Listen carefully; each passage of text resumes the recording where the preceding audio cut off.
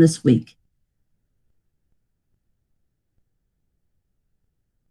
We have the first item on our agenda is our opening prayer. Are there any special intentions? Madam Chair? Yes.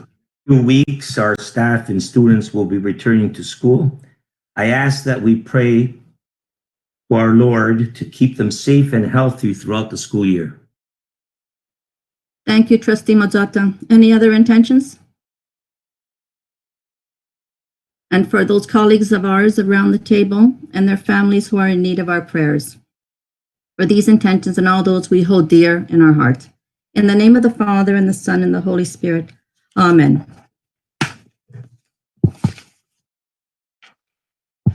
Father in heaven, you are our strength and shield. Our hearts hope in you, and we are helped. Strengthen our hearts when we face hardships, for you are strong and can protect us. You can fill us with light and with joy to proclaim the salvation. We make this prayer in your name. Amen. In the name of the Father, and the Son, and the Holy Spirit. Director-Designate Battista, would you like to do the land acknowledgement? Yes, thank you. We are gathered on the ancestral lands and waters of all Indigenous peoples who have their footprints on Mother Earth before us.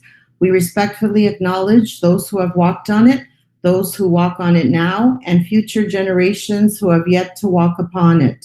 We pray to the Creator for strength and wisdom that all may continue to serve as stewards of the earth. Thank you.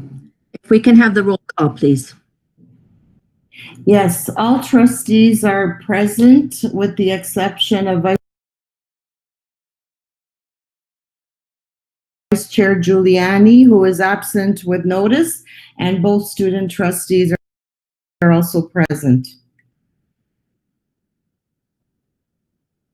Thank you. I would like to welcome everyone joining us for the first time tonight and to welcome back those who tried to join us for Monday evening's meeting.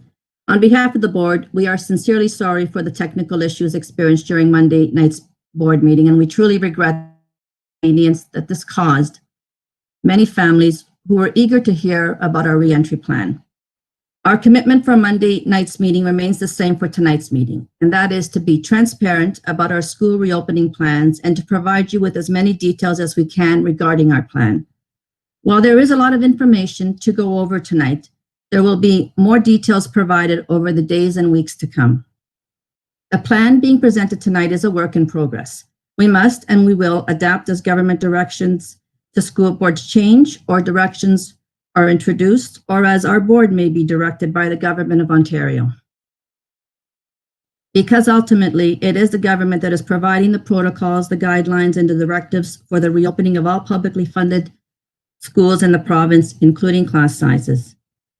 Before moving to our board's reopening plan and the remainder of our agenda, I need to address the issue of delegations to the Board of Trustees.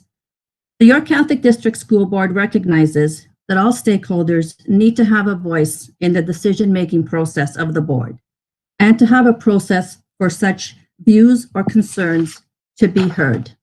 Our board delegation policy 106 is intended to provide the guidelines under which delegations may take place. If delegation guidelines are met, the delegations are permitted during regular or special board meetings, and stakeholders are given the opportunity to voice their position. I want to make it very clear that the views expressed during delegations are solely those of the speaker making the delegation. It is not the responsibility of the trustees to refute, discredit, or endorse any particular position presented during a delegation. The practice of this board with respect to delegation presentations is to offer the speaker the opportunity to speak and to allow trustees with the opportunity to ask questions and not engage in the debate or discussion on the issue being presented. The debates and the discussions on the agenda topic will take place when the agenda item is tabled for discussion. One final update on behalf of the Board of Trustees. It was our intention at the conclusion of last Monday's meeting to announce that we would be resuming our in-person board meetings at the Catholic Education Center in Aurora, and that would be effective September the 1st, 2020, with all the necessary distancing and safety protocols required. Our staff have been working with our local health department to prepare for the return of all staff to our offices in Aurora, and we are looking forward to returning.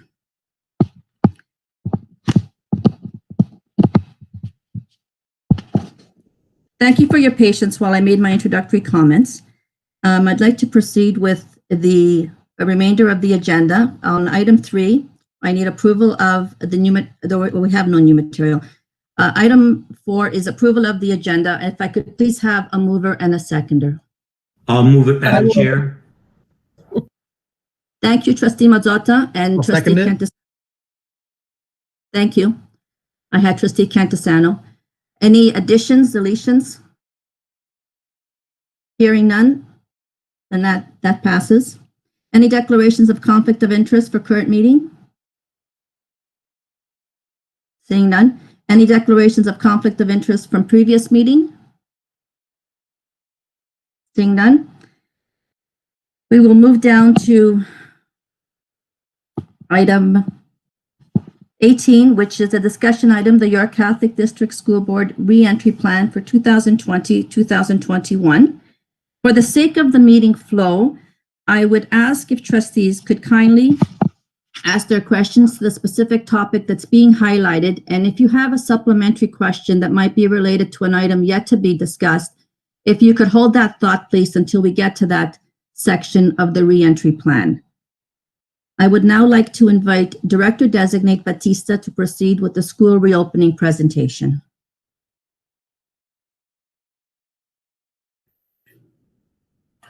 Thank you, Chair Marchese. Good evening, everyone, and thank you for joining us this evening.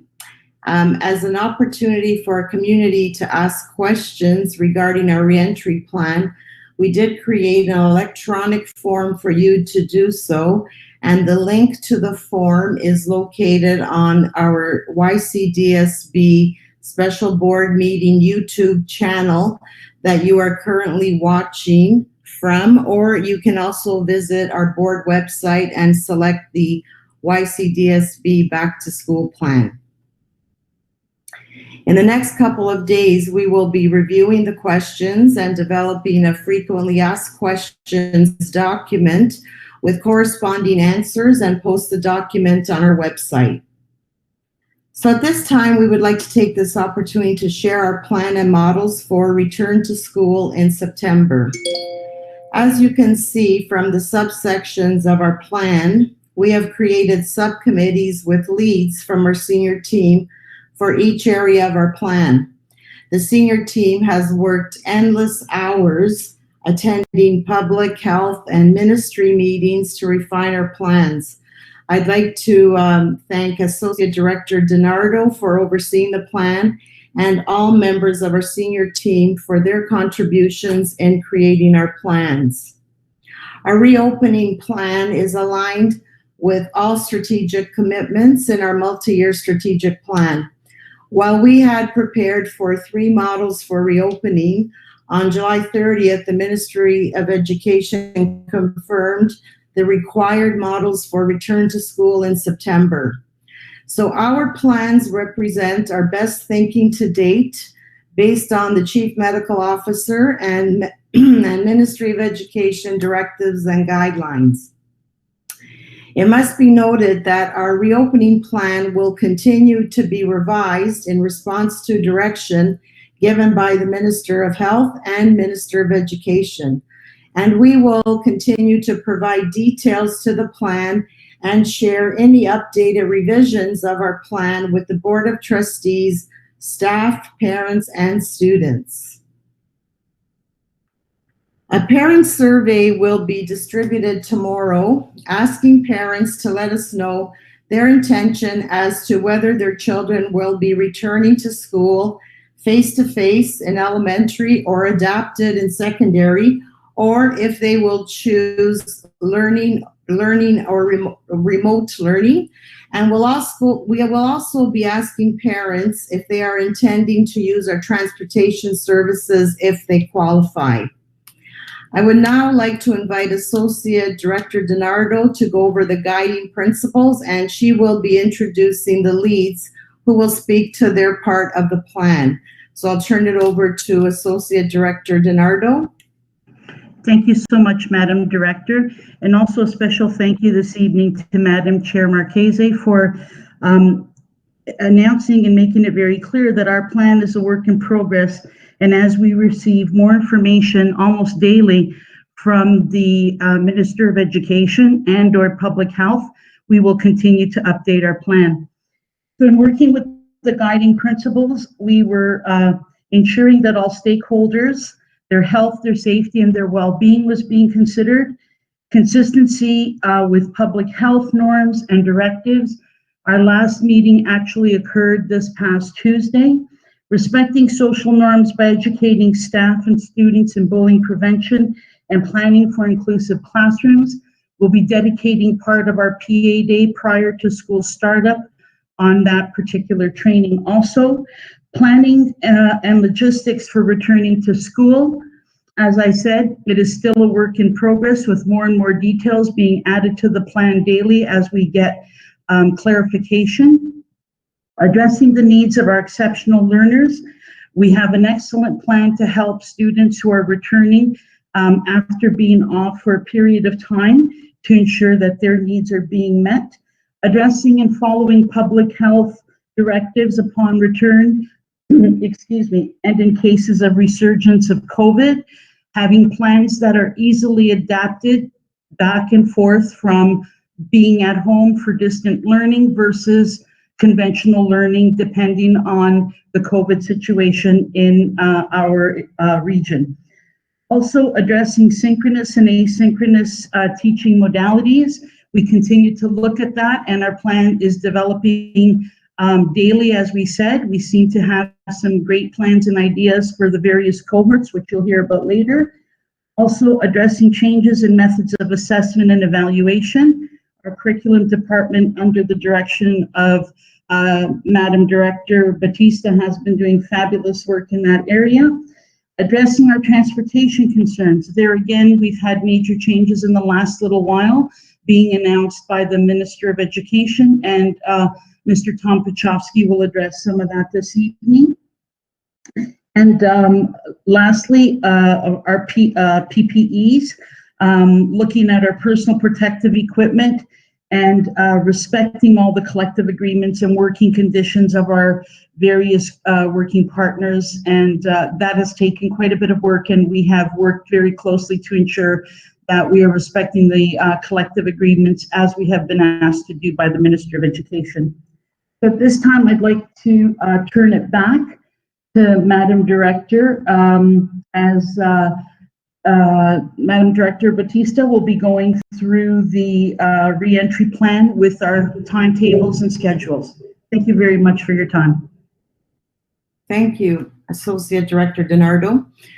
So I'd like to begin by just stating that when devising our plans, we needed to take into consideration that we may need to fluidly move from one model to another, depending on the situation in the province. So our plans are flexible, and they do allow us to move between models quickly while minimizing disruptions in learning for our students. We are actually, at this moment, we're waiting for a response from the ministry as to whether or not we can stagger entry for our students. For example, kindergarten starting September 8th, primary the 9th. We're waiting for ministry direction. We did propose that. In collaboration with the curriculum department, the elementary and secondary coordinators, and with feedback from our school SOs. So I would like to now share our plans. I will start with the face-to-face elementary schedules.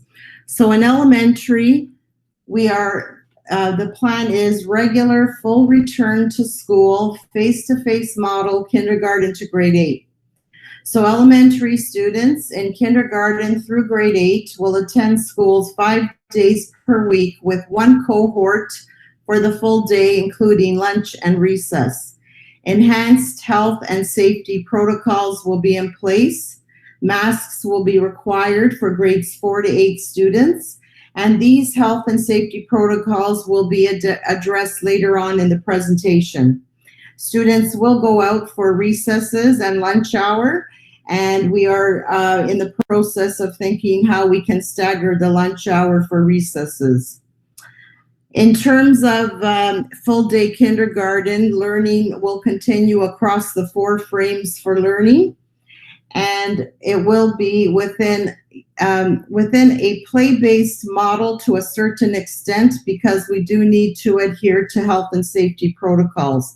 In fact, in terms of full-day kindergarten, our early years consultant will be meeting with other consultants across the province tomorrow to look at what that would look like.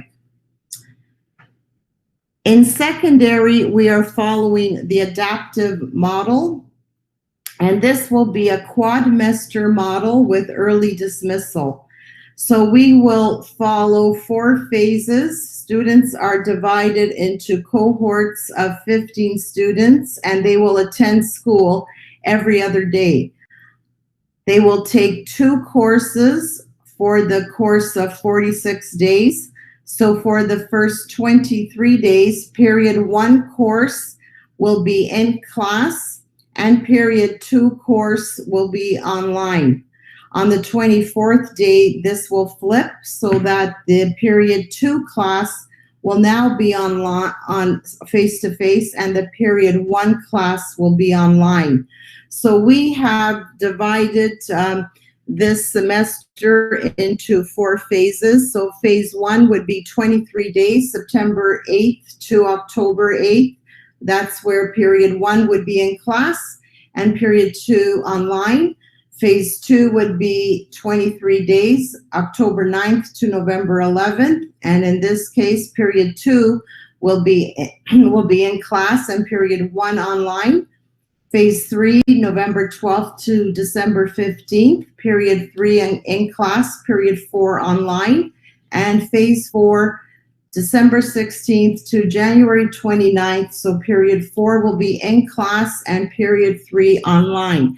At the end of phase 4, this marks the end of semester 1. And just so you know that the combination of synchronous and asynchronous learning meets the ministry expectations of 110 hours per course.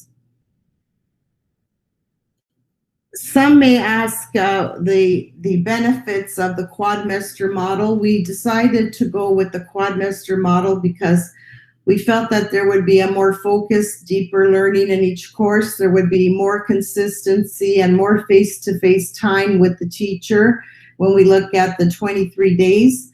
Less anxiety for students and teachers by concentrating on 2 courses, and where 1 course is online.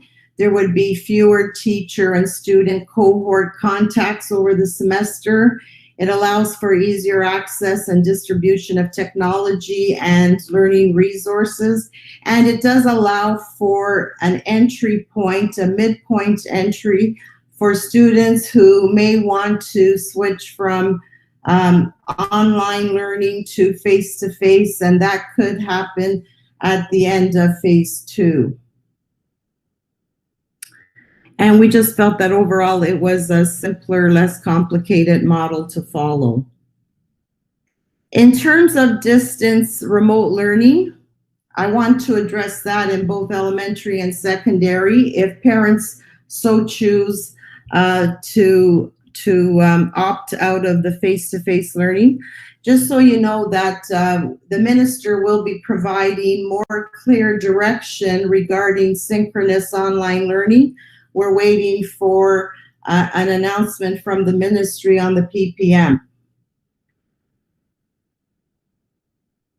And so with the remote learning, what we need to mention is that in order to maintain the safety and the cohorts, children whose families opt for online learning in September. That's why we have decided that they will need to enter in at a specific point if they are switching to in-person learning. So parents will have the option to enroll their children in the remote learning. The remote learning classes, and what needs to be understood is that the remote learning classes will be created and taught by teachers in our system. And this means that these online courses, the online learning will not necessarily be taught by a teacher that's connected to the school. It could happen, but it may not happen. But the cohort will be taught by a teacher. Director Battista? Yes. I just have a quick question for you on the piece you just discussed, and that was about awaiting direction from the government. Can you just clarify what you're waiting for direction on the government on with respect to the learning? Yes, of course. So we are waiting to hear from the ministry as to the minimum requirements for synchronous online learning. So the minister said that there will be some guidelines as to the minimum expectations of synchronous online learning. Thank you for the explanation. Is there a question from Trustee McNicol, I see? Trustee McNicol?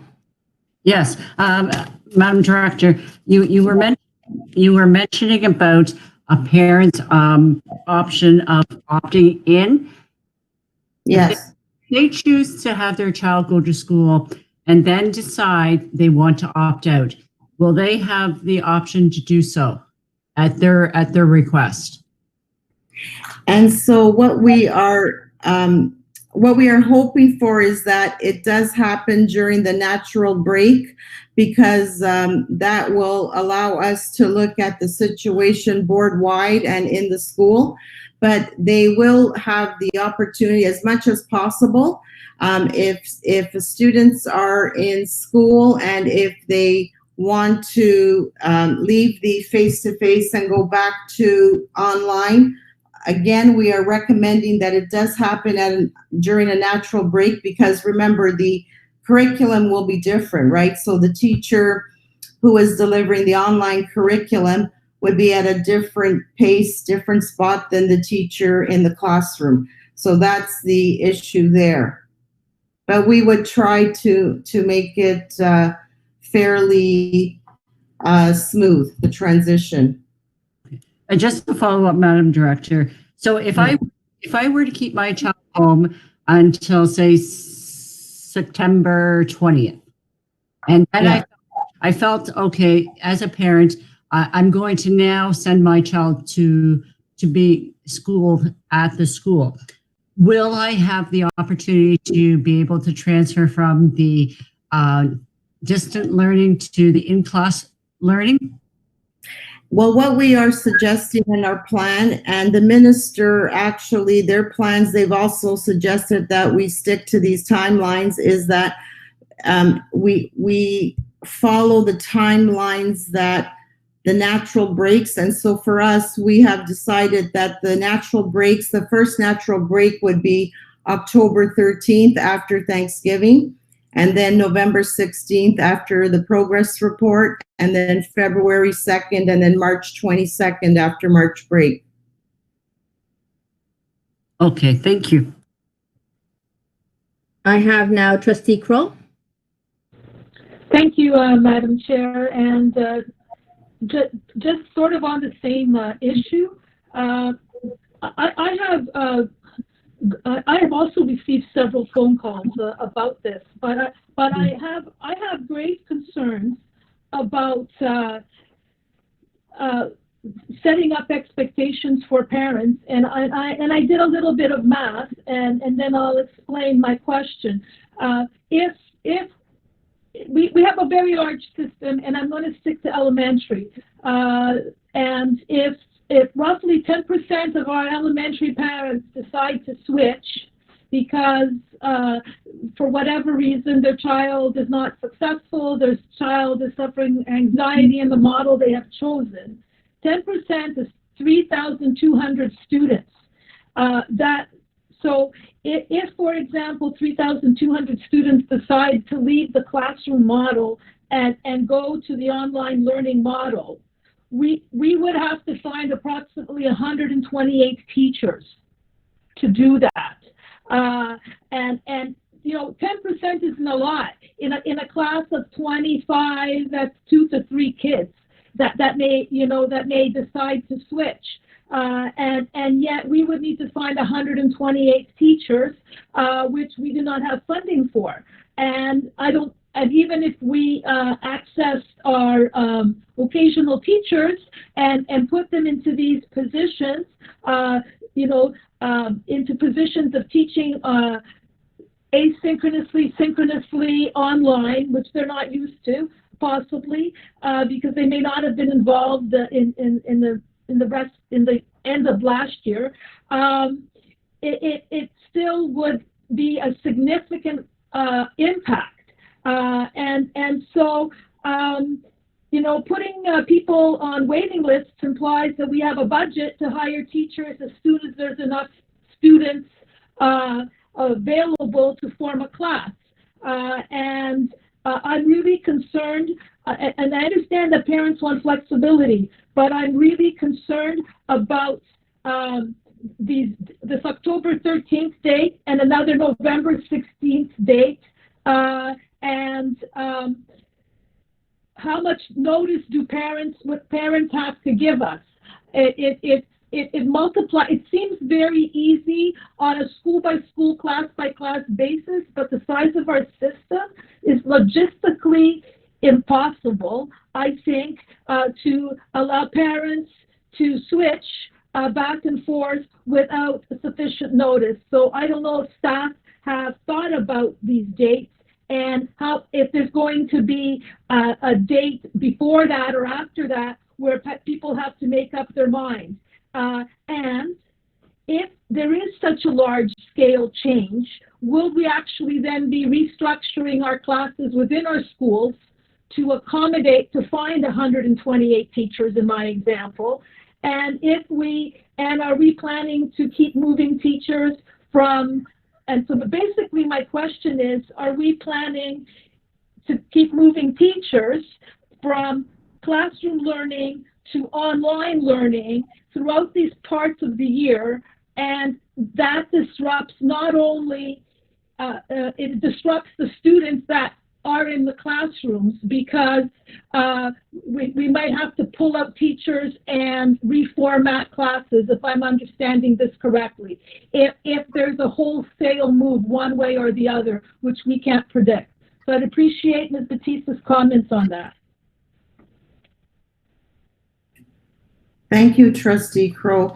And yes, we have considered that, and it's almost challenging and difficult to foresee what will happen. We are relying on the data that we will receive next week, and at that point, I think we can make a better decision. But you are absolutely right that, even if we have the dates, perhaps October 13th isn't that far into the year where there can be some restructuring, but we would have to see what the impact is on the entire system, as you said. And Associate Nardo, would you like to comment? Through you, Madam Chair, to Madam Director, to Trustee Crowe, we will be establishing dates for parents to inform us prior to the dates outlined here, so that we will have an opportunity to discuss future plans with all parties involved, including obviously the teachers and their unions, to make sure that we're not contravening any collective agreements as we have been instructed by the Ministry of Education. So we will be outlining dates, Trustee Crowe, so that everybody has an opportunity to inform us prior to those dates.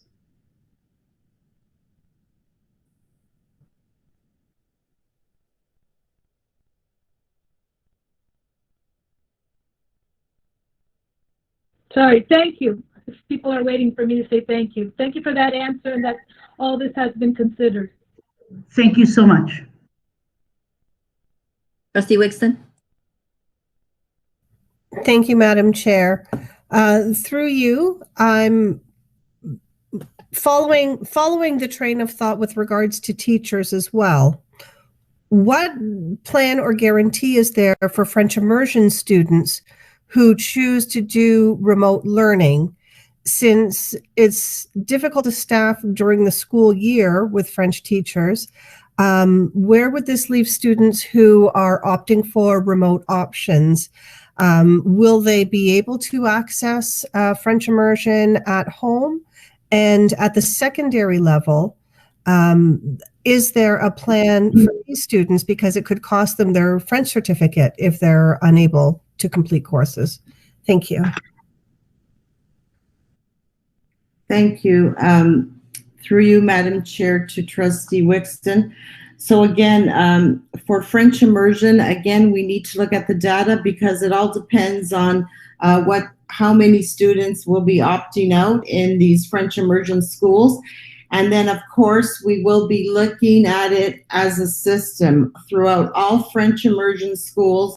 And if we have students who are opting for the online learning, there would be restructuring in those French immersion schools, reorganization, and if so, there would be French immersion teachers available to address the virtual learning for French immersion.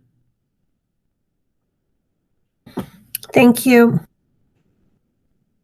Next, I have Trustee Ecker. Thank you, Madam Chair. Through you to Designate Director Battista, kind of following the same line as Trustee Crowe. So we have two models where students go to school or students are learning online. So that's great and works perfectly if everything works smoothly and there's no hiccups. But 2020 has been less than smooth and without hiccups. So my question is, what happens if a student who is attending school in person becomes ill or is needed to be quarantined for 14 days? Now you're saying that the in-class teacher and the online teachers are going to be different, and they may be at different spots. What happens to that student for the 14 days that they're in quarantine? Because now they're going to fall behind.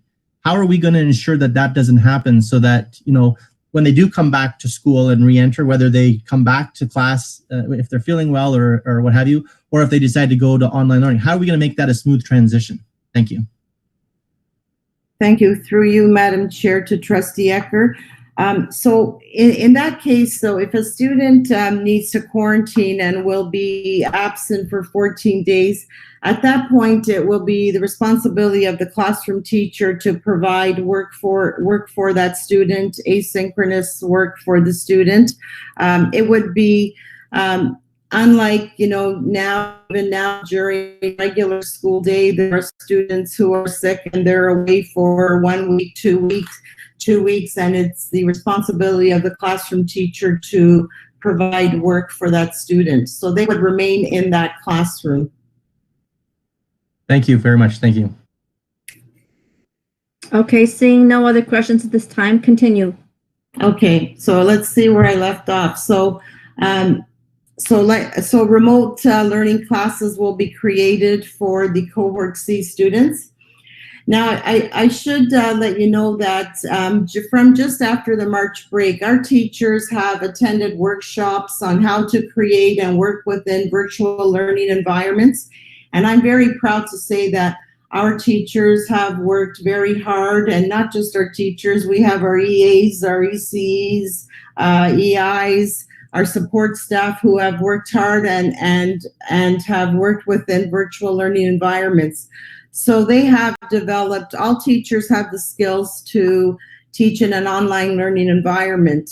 And of course, as the curriculum department, we will continue to provide the centrally developed workshops to enhance their skills in this area. So on that note, we are hoping and expecting that teachers do continue with the virtual learning environments and continue with their Google Classrooms D2L. And if that were the case, then if a student were to go home for quarantine for 2 weeks, it would be very easy for the teacher to be posting activities in the virtual learning environment, and that student could work from there. I know that there were questions in terms of online learning. I received a lot of inquiries about full-day kindergarten and how would that look like online. Well, I would say that I just want to go through what online learning would look like in elementary.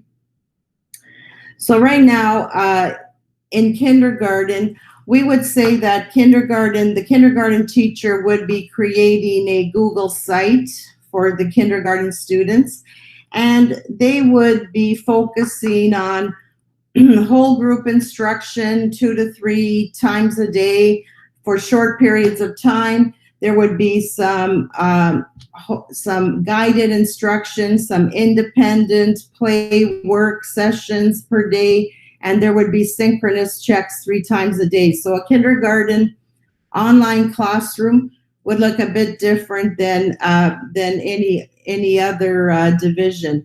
So in the primary, junior, and intermediate divisions, our online learning would look a bit different, because at this point now, we are addressing all subjects now. We're addressing all subjects through each division. And so what it would look like, and as I said, we are awaiting guidance from the ministry, directives from the ministry, but our best thinking right now is that we would have the synchronous instruction 1 hour in the morning, 1 hour in the afternoon, with some time for synchronous support throughout the day. And so the main subjects would be addressed in primary, for example, the language, math, itinerant subjects would be addressed, and that's what the online learning would look like in kindergarten, primary, and primary, junior, and intermediate. So all subjects would be addressed, and there would be more synchronous learning. In secondary, the online learning model, again, secondary seems to be a bit easier. It's a bit, it kind of looks the same as what they're doing in terms of face-to-face learning.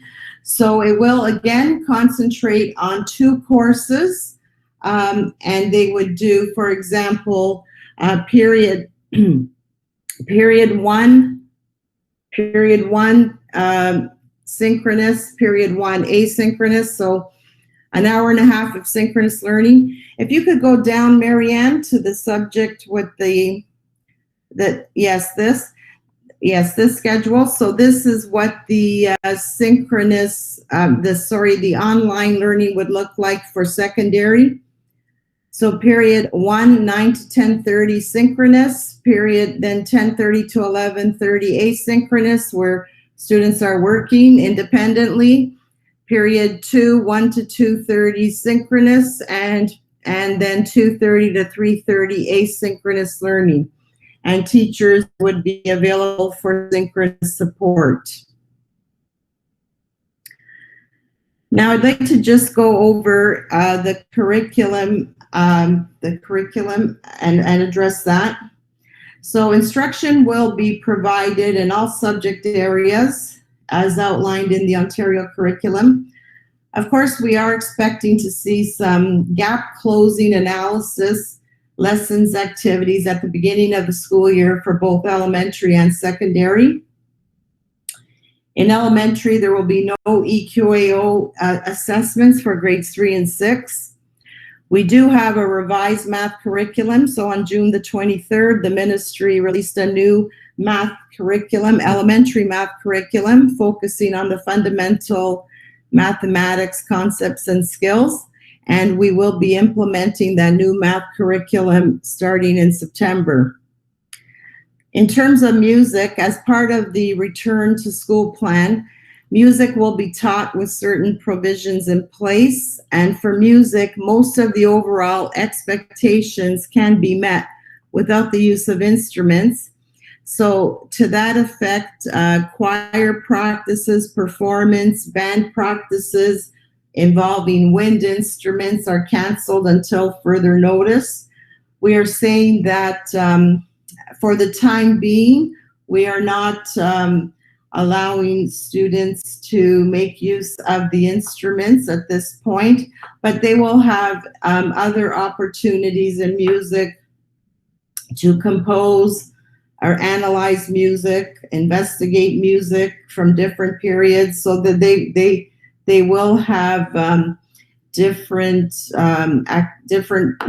activities and expectations that they will be following. In terms of health and phys ed, the classes will be taught with safety precautions in place. We are emphasizing teachers to address the overall expectations of the active living and movement competence strands.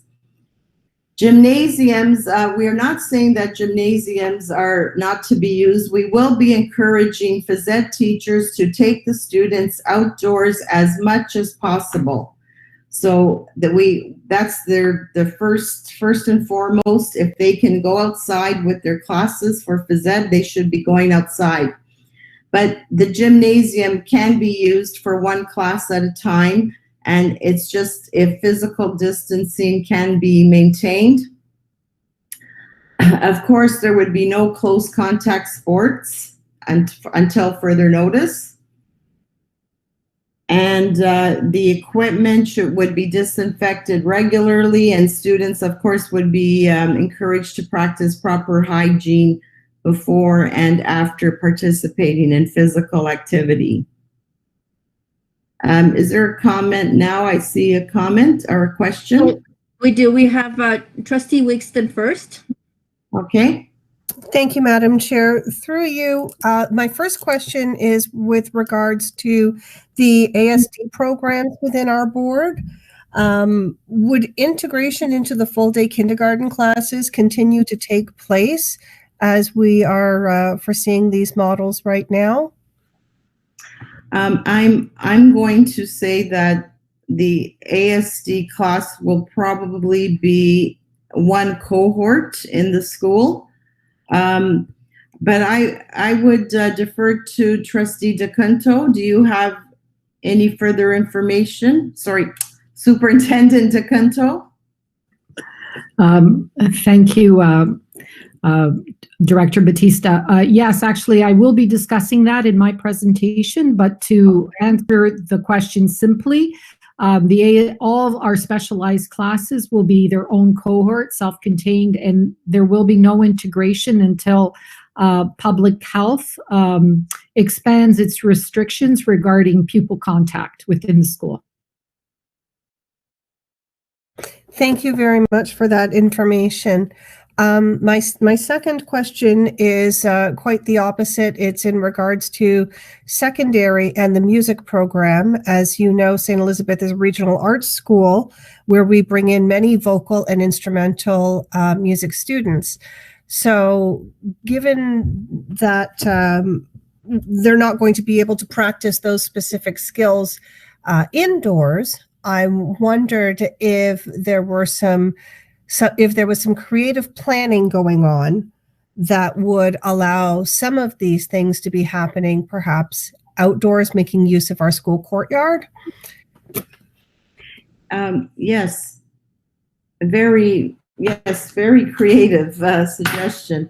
And I would like to say that our curriculum department, they'll be back in a few weeks, and this is something that each consultant is now working with, with programming and offering, especially in these specialized subjects like music, phys ed, and in secondary, the co-op, the tech courses. So the consultants will be working with department heads, with teachers, and coming up with creative ideas. And like I said, this is, we don't know what will happen in a month's time and in 2 months' time. Perhaps we'll be going back to, being able to play the instruments. So I think we need to be patient now. We will be offering alternatives to the teachers, of course, always following the curriculum expectations, but we need to be patient, and we will be looking at some creative ways to perhaps, even in elementary, could be the use of drums, buckets, right? So we will be looking at that. Thank you. I feel better having asked. Yep, that's all. Thank you. Next, we have student trustee Casbarro. Thank you. Through you, Madam Chair, my question is, will the Ontario Secondary School Literacy Test still be happening? And if so, how will this work? So as far as we know right now, we are waiting for further guidance from the ministry. As far as we know right now, the only thing that has been canceled right now are the EQAO assessments for grades 3 and 6. So we will be waiting further direction from the ministry on that. Thank you. Next, we have trustee McNicol. Thank you. Madam Director, under health and physical education, it says gymnasiums should only be used where physical distance measures can be followed. Yes. From a parent's point of view, the gymnasium is much bigger than the standard classroom. Yes. How are you going to ensure that the students that go to school in class are going to be able to have the correct physical distancing measures while they're in the classroom? That's one question. And the second one, I'm going to play a teacher. If I were a teacher and I had a grade 3-4 split, grade 4s have to wear masks. What about the grade 3s in my class? Yes. Through. So can we defer the mask question, because you'll be getting to that, correct, Director Battista? Yes, we will be. We will Okay, be getting. so if you could please, okay, so if we could address trustee McNicol's first question. So, so you were trustee McNicol. You were asking about the gymnasium. Yes, they're larger. The gymnasiums are larger, but sometimes the gymnasiums are closed off. There's two. They have the partition for 2 classes. But yes, and probably you can do the physical distancing there. We have to look at our classrooms, the physical space. We have to look at the furniture in the classroom, see what can be done. But that does come up further along in the presentation in terms of the classroom space and furniture. Okay, so we'll keep that on mind as well then. Yes. When we get to the section. Thank you. Trustee Mazzotta. Thank you, Madam Chair. Through you to Director-Designate Battista. There are some of our staff who travel to more than one school, and I'm specifically asking about ESL teachers who have perhaps 3 to 4 schools, because there's only 3 or 4 students in each school who need the help. So they're traveling 3 to 4 schools. Will they be based in one school, or do you expect them to go to the 3-4 schools that they have? Through you, Madam Chair, to Trustee Mazzotta. So right now, itinerant teachers will be going into classes to provide, French, music, phys ed. There will be itinerant teachers going from school to school also.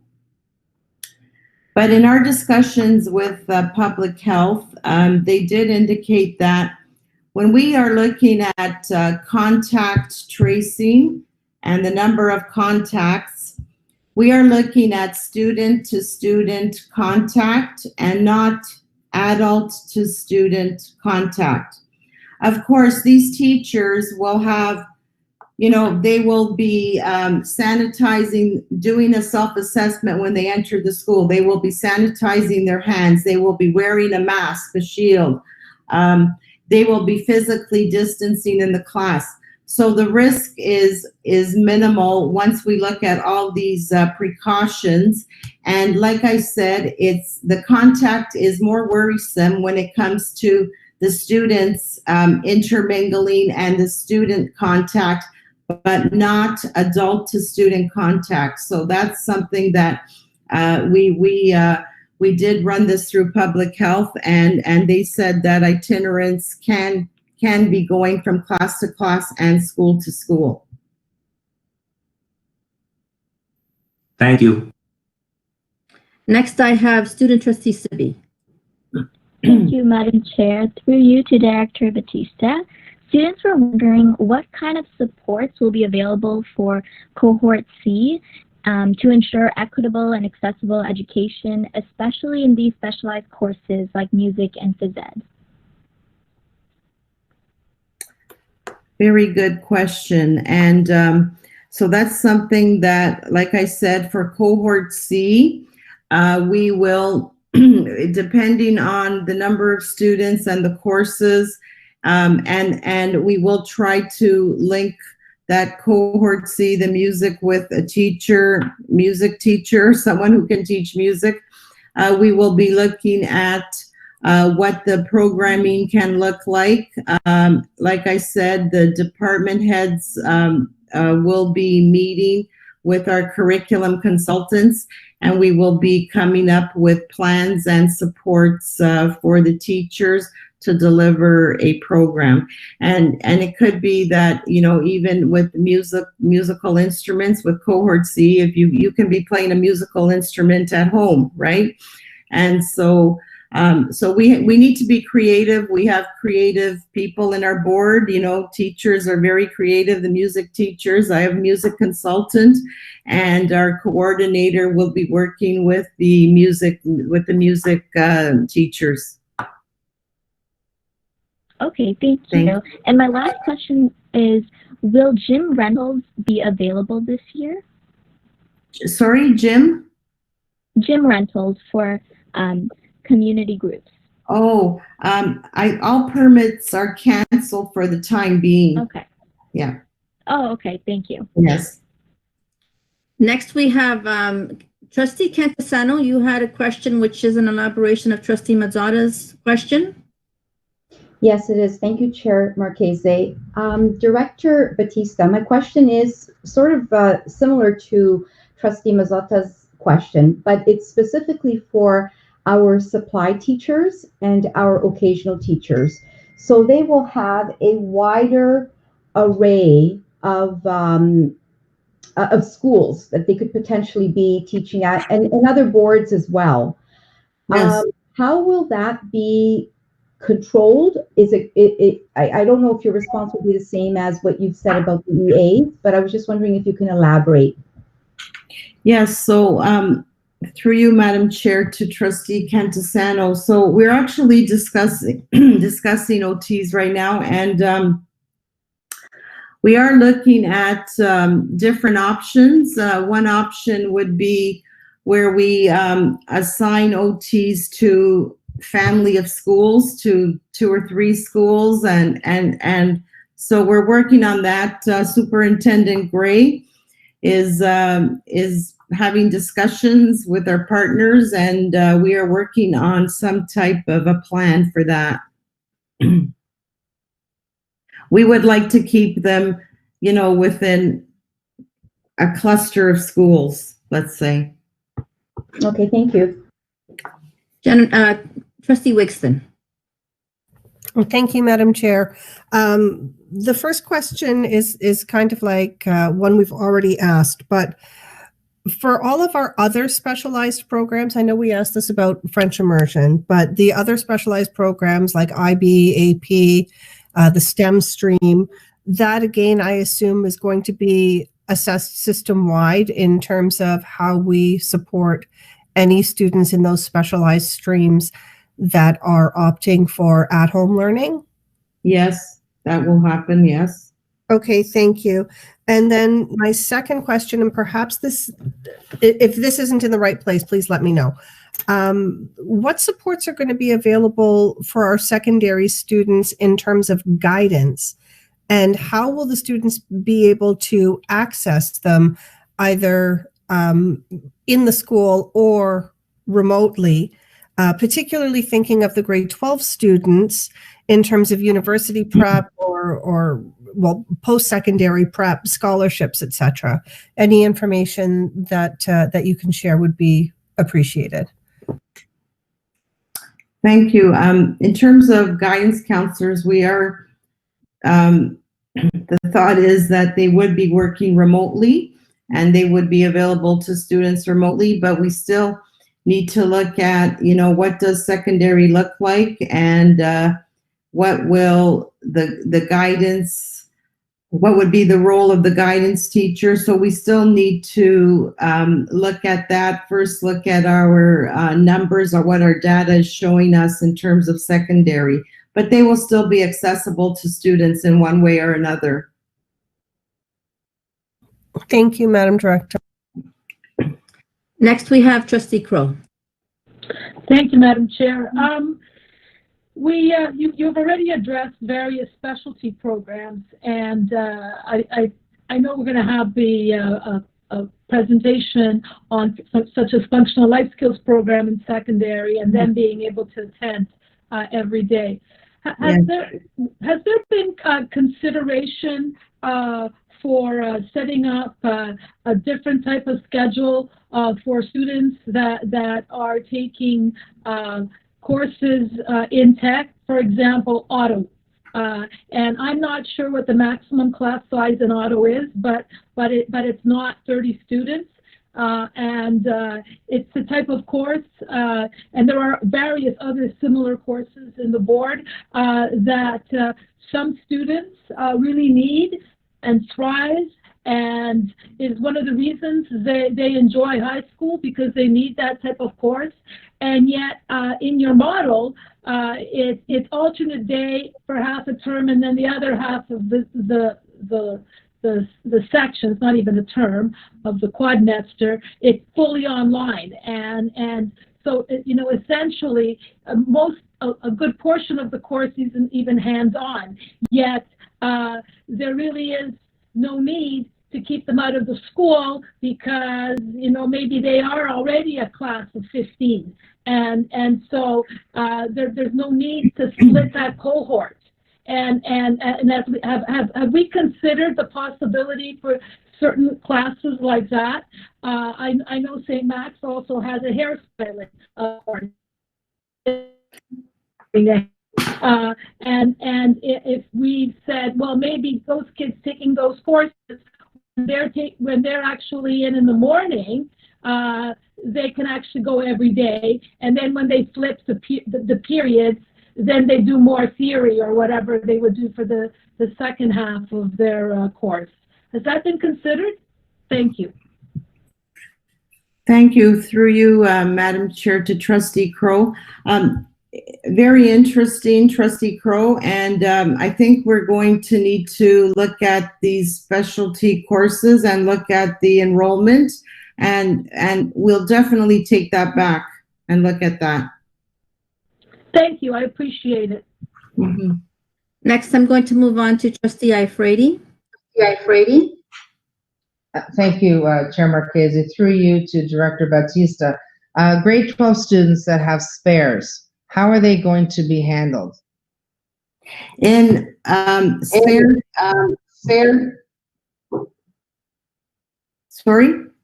Sorry, let me elaborate.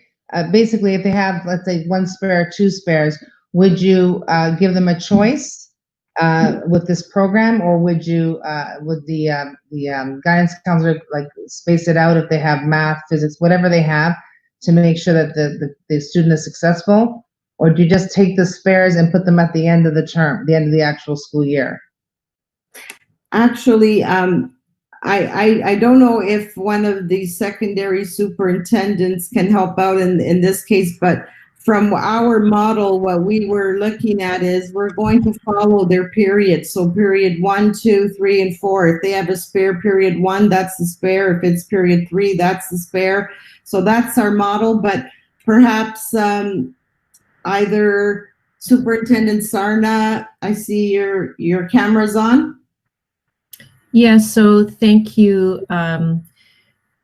What we have done is looked at the fact that we have to create schedules for the students that, as Trustee Crowe indicated, look at all the special circumstances.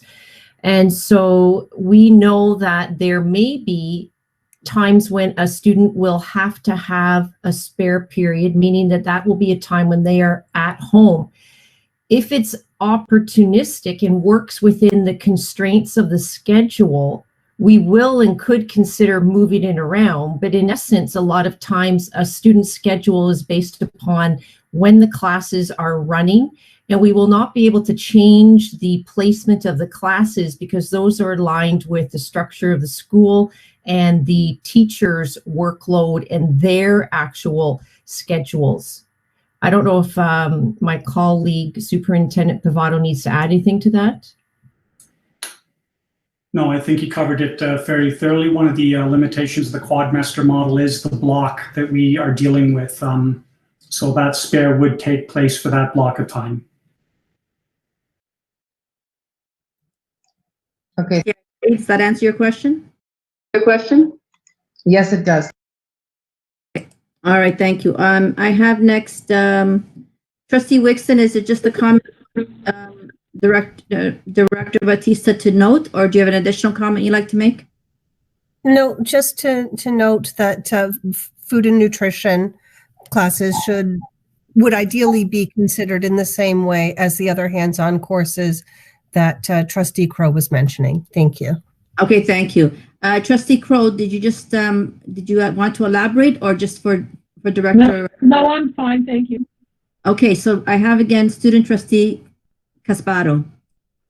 Thank you. Through you, Madam Chair, for students going into grade 12 who have not completed the necessary 40 volunteer hours, will this still be a requirement for graduation? Yes, I believe it is. Yes. Oh, okay. And for, once again, through you, Madam Chair, for international students enrolled in the YCDSB and can't come back, how is this going to work for them? Very good question. We are working on a plan for international students. I think the challenge is we don't know who is coming back, if they can come back. If they do come back, they need to quarantine. So we do have Superintendent Gray and Principal Faraone. They are overseeing the international students, and whenever possible, I mean, we are looking at virtual courses for these international students. Okay, thank you.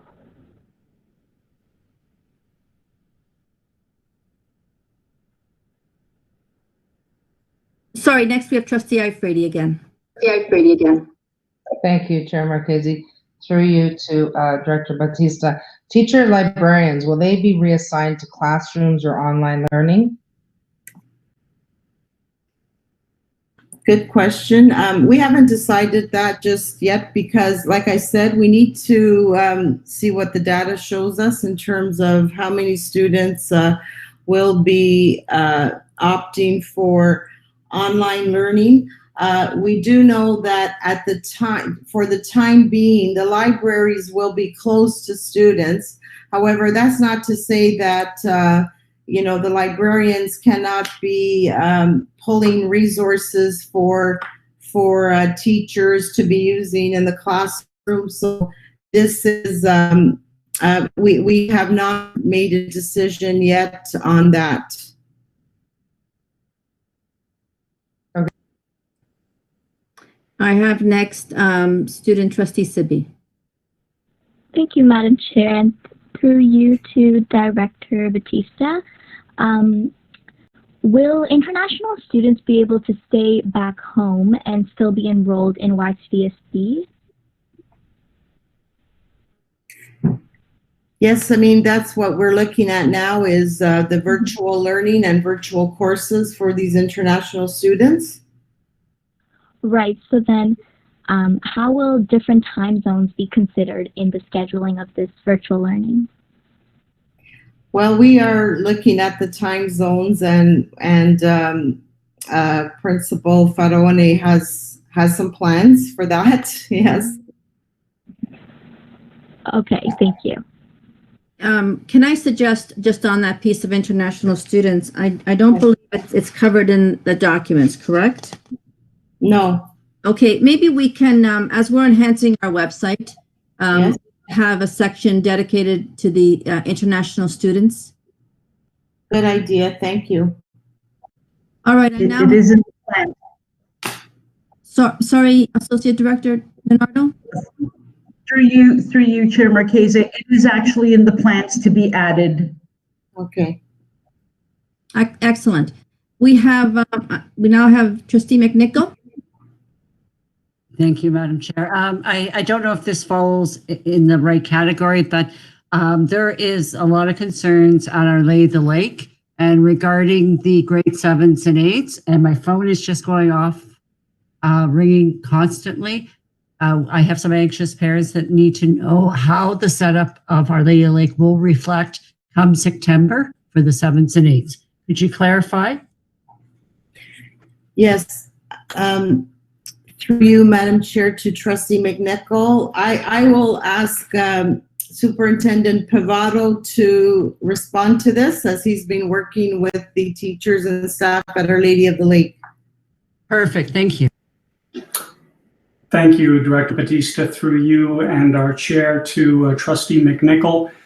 The ministry direction we learned very soon after the announcement was clearly delivered directly to us that any Ontario school with a school structure running from grade 7 to 12 would be required to divide that school into the two separate models, elementary and the adapted secondary. Consequently, we have a team working as of the beginning of this week to develop a separate schedule for our grade 7s and 8s at Our Lady of the Lake, where they will be attending on a daily basis, as with any other of our elementary grade 7 and 8 schools. In addition to that, the grade 9 to 12s will be functioning under an adapted model, as has been outlined by our director, Maria Battista. And if there's any further questions around that, I'd be happy to answer them. Actually, Eugene, if I get any more questions, we can have a conversation tomorrow. Certainly, thank you. Next, I have Trustee Ecker. Thank you, Madam Chair. Through you to Director-Designate Battista. We're asking parents to make a decision between in-person learning and remote learning. And some of the questions that I'm hearing and I'm receiving quite a bit on are parents don't feel that there's enough information or details on the remote learning. Can you elaborate a little bit more on that so that they have more of a robust understanding of remote learning, what that's going to look like, so that they can make an informed decision? Yes, we can include some sample schedules for remote learning on the website. However, as I did mention, we are waiting for guidance from the ministry in terms of synchronous learning, and that will have an impact on our plans. That's why I do not want to put something out there before we hear from the ministry. In terms Will parents have that? Will parents have that information before they have to make the final decision?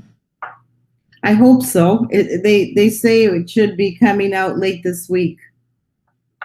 Okay, if we could do that, I think it would help. Yes, yeah, if you could post that would help. Yes, okay, we will do that.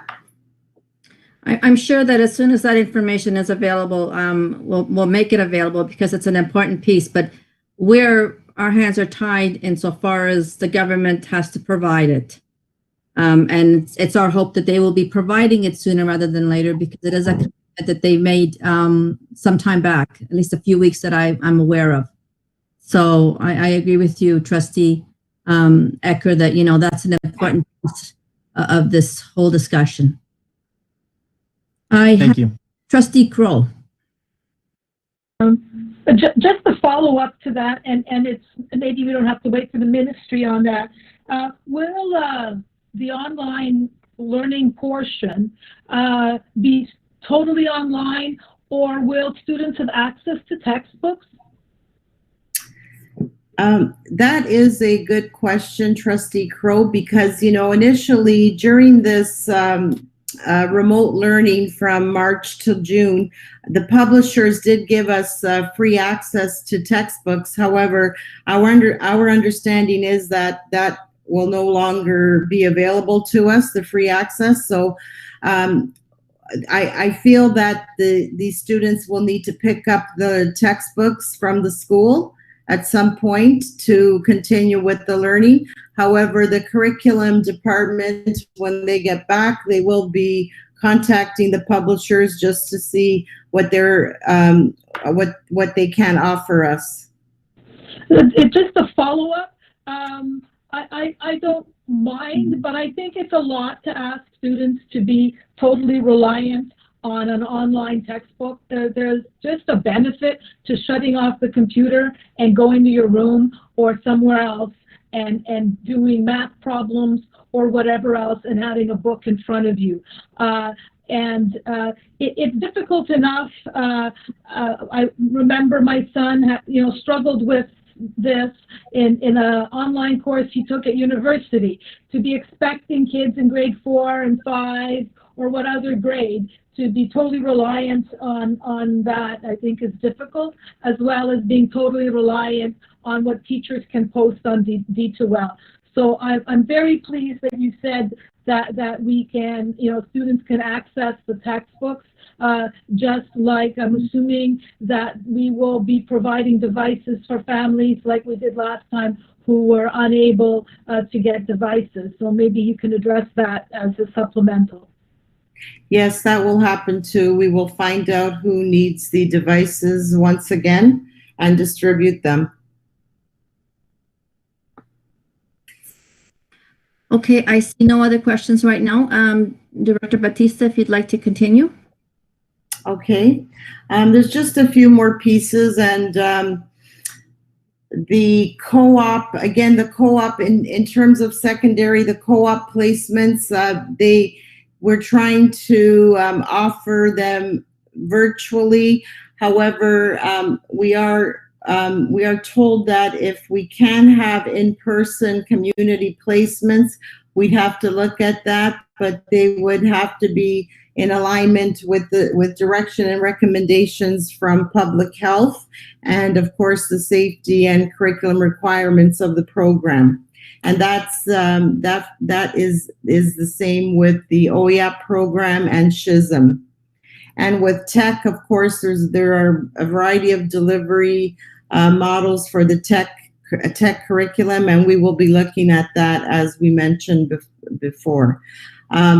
In terms of assessment and evaluation, so the ministry will release more information regarding assessment and evaluation in terms of requirements for secondary midterm reporting. In elementary, it will be regular assessment and evaluation, tests, quizzes, presentations, projects. So it will not be only formative assessment, it will be summative assessment also. In secondary, we are looking at, well, for the time being, no exams for secondary students, but they will have final culminating activities.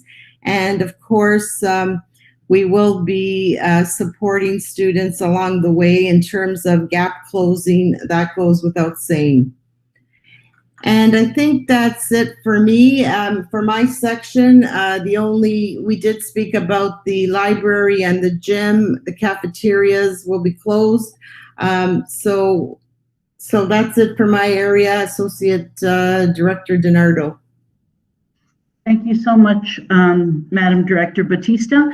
At this point, I would like to invite Superintendent Laura Sawicki and Superintendent Tina DeCunto to take us through the next two sections, students with special education needs and also addressing students with mental, social, and emotional well-being. I'd also like to take this opportunity to thank Superintendent DeCunto for stepping in Superintendent Fredrigoni's absence. She has been doing both roles and has been doing a great amount of work for us. So I'll turn it over to the two. Actually, I believe it's Superintendent DeCunto who will be speaking at this point. Thank you. Okay, thank you very much, Associate Director DiNardo. Good evening, everyone. I would like to present our plan on behalf of Superintendent Sawicki and myself for transitioning students with special education needs to school this September. We recognize that students will need additional transition planning time and supports in August. We are very pleased that the Ministry of Education has provided additional funding to provide up to 3 half-days in the summer to transition students at each school. The focus of the program is to re-familiarize the students to their school, teach them health and safety measures, and customize a transition plan for each student with high special education needs. This program will be offered August 24th, 25th, and 26th. We also recognize our obligation to provide each student with an IEP, an educational plan, an individual educational plan, as well as assistive technology and accommodations that reflect the changes in the virtual or face-to-face learning environment. All students with special education needs vary in their abilities, gifts, and challenges, and have access to a range of programs, services, and accommodations to address individual needs. Within this group of students is a subgroup of students with high special education needs. These students are defined as requiring a specialized self-contained class, with the exception of the gifted, or have complex physical, developmental, cognitive, medical, or self-regulation needs, or have mental health needs and are pursuing the achievement of alternative curriculum.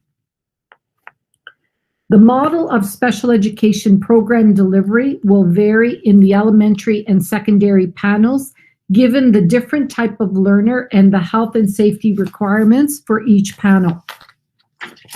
In the elementary panel, students with special education needs, such as students with learning disabilities, will follow the same structure as their peers. They will remain in their assigned classes and receive classroom accommodations as outlined in the student's IEP. The core resource teacher will support the student remotely where possible and face-to-face in the core resource room where necessary, with the appropriate sanitization protocols in place after each group of students. The same would be true for students with high special education needs, such as students with developmental disabilities. The EAs, educational assistants, will be working with assigned students in the classroom or the core resource room. Every effort will be made to minimize the changes to the EA schedule where possible. Elementary and secondary students who attend a specialized self-contained class will remain within its own class cohort and will not be integrated into other classes to minimize the number of direct peer contacts within the school.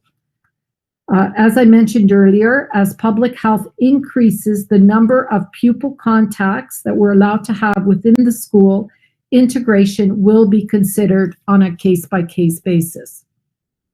Secondary students with special education needs who can access remote learning and are pursuing course credits will follow the same adapted model as their peers. They will be assigned a class cohort of approximately 15 students and attend an alternating schedule. This will include in-person, face-to-face attendance for at least 50% of instructional days and 50% synchronous learning. Students will continue to access classroom accommodations and special education teacher support remotely where possible or in person where necessary. Secondary Superintendent DeCunto, I have a question from Trustee McNicol, if you don't mind. Sure. Thank you so much. I have a parent that's concerned about the ISA class. My daughter's going into grade 6. has a severe learning disability, is now thriving in her ISA class with a fantastic teacher. Can you tell me if these ISA classes will continue, and would the kids have a full day with the cohort and the ISA teacher provide the full curriculum? My son is at a risk with severe asthma. For this reason, I'm considering keeping them both home until at least November. Would my daughter receive the same support from an ISA teacher online? So I'm not sure if we're talking about two students or one, but to answer the first part, the student in the ISA Center for September will be in a fully self-contained class, and the primary teacher is the ISA teacher. So they will form their own cohort. That's the specialized class that I was speaking of. So there will be no integration at the start of the program, depending on the direction from public health. Thank you. Did I fully answer the question, Trustee McNicol? Yes, I will call you tomorrow about the second one. Okay. Sorry. Wonderful. Thank you.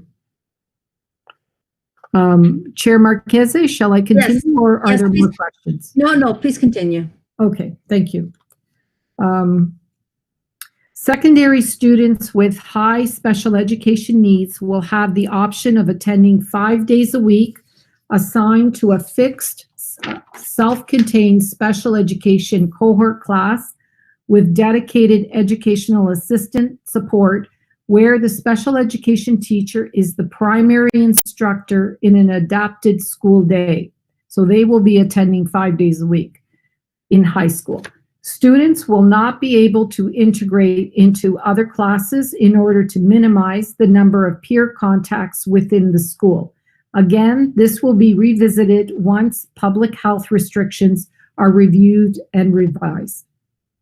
In terms of medically fragile students, they will be supported by school staff in consultation with the parents or guardians, their healthcare providers, and the local public health authorities regarding options for personal protective equipment, staff training, and an accommodation plan that may include remote learning or exemptions for wearing masks at school as per our Student Disabilities Accommodation Policy 208 and its procedures. So we would ask that schools and parents follow that procedure should that be a need for an accommodation.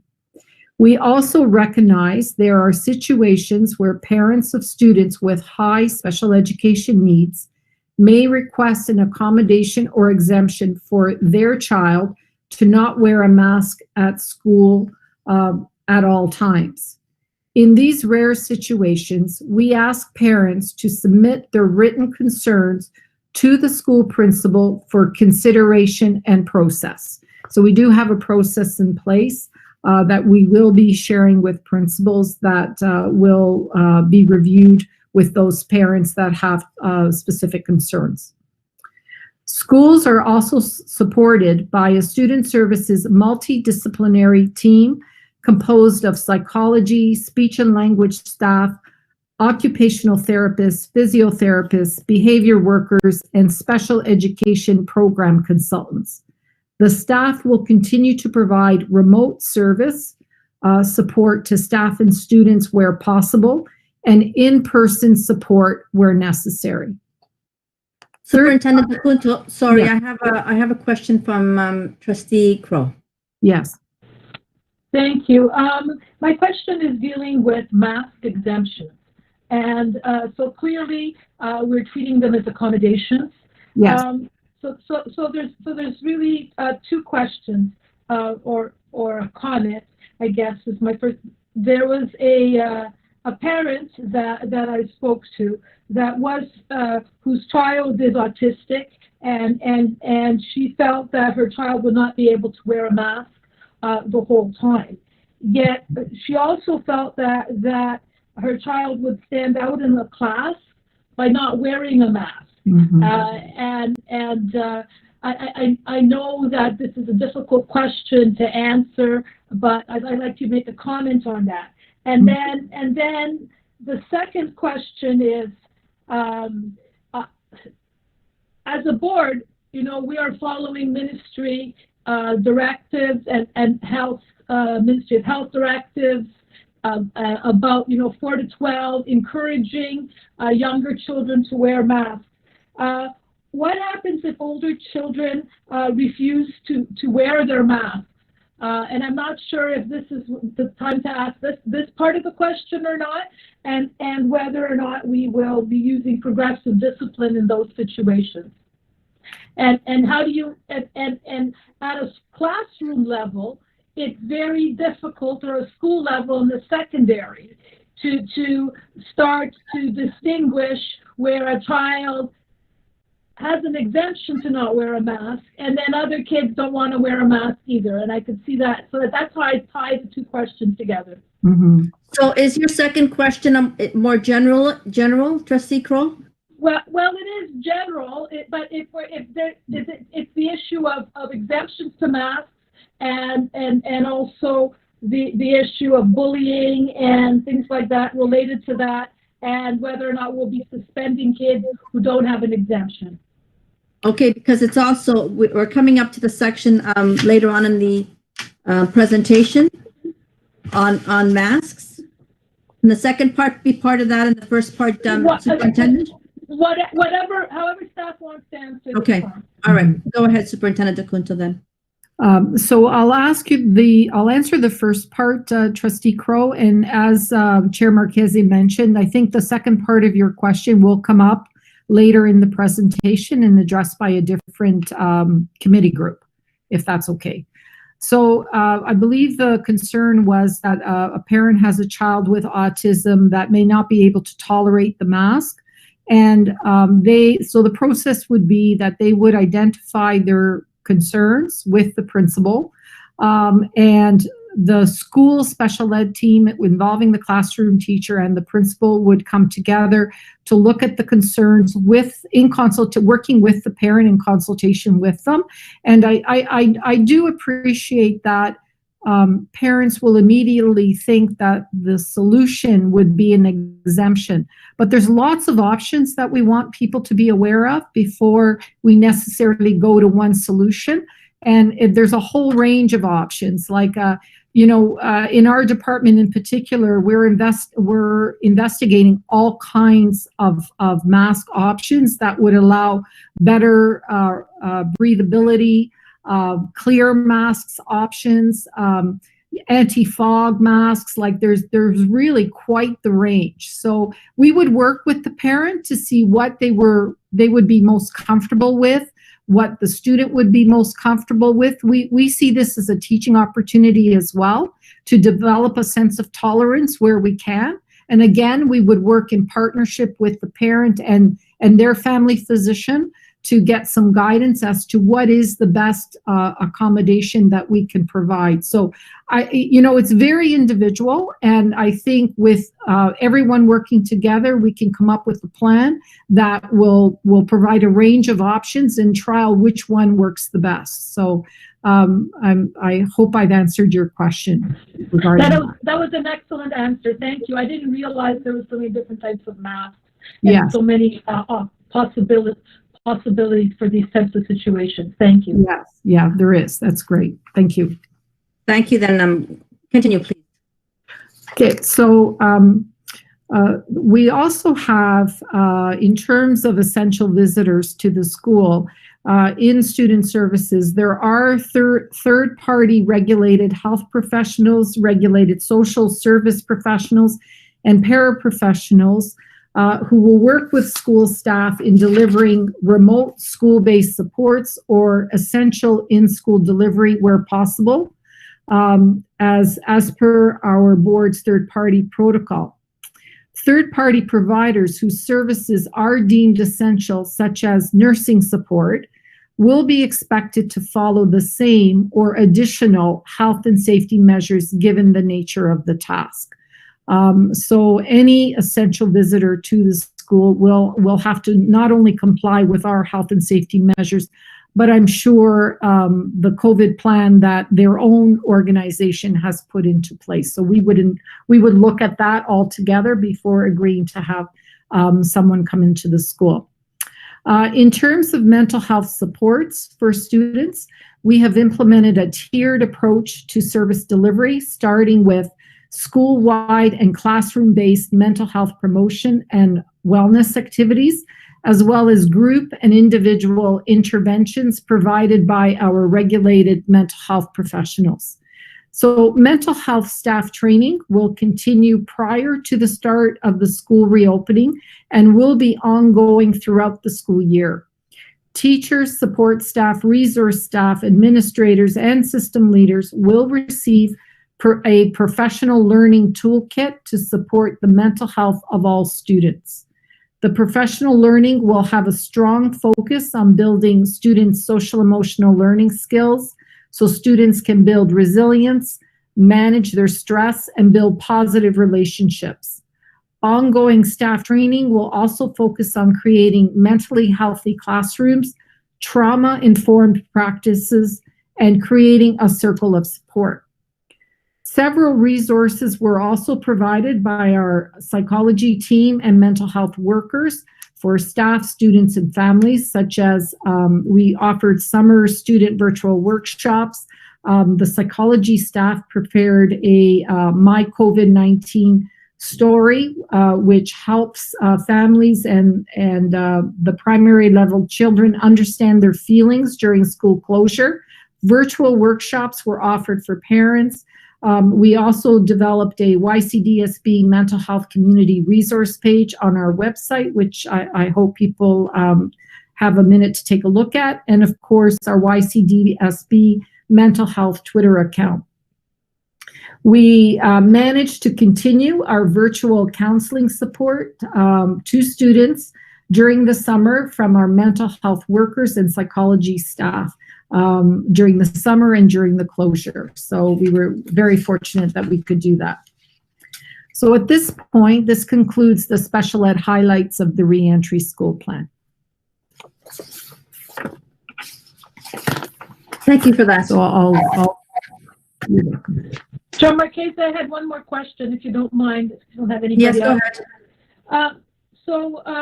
A lot of, it's been a long time since kids have been in school, and sometimes parents, instead of waiting for psych assessments, go and get them privately over the summer.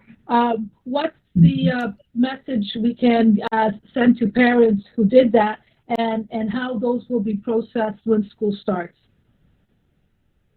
I think, Trustee Crowe, we will continue to very much follow our own processes where the parent would go to the principal, again, look at providing the information to the principal. The principal will then take the information and probably do a virtual meeting with the school psychologist to review the information, and then the psychologist and the parent would connect, and some decisions would be made regarding next steps. Whether those next steps are a program placement or accommodations that would need to be placed, including special education supports, all those things would be looked at. Does that answer the question, Trustee Crowe? Yes, it does. Thank you. Okay, thank you, Superintendent Acunto. You're very welcome. Through you, Madam Chair, we're ready to proceed to the next section.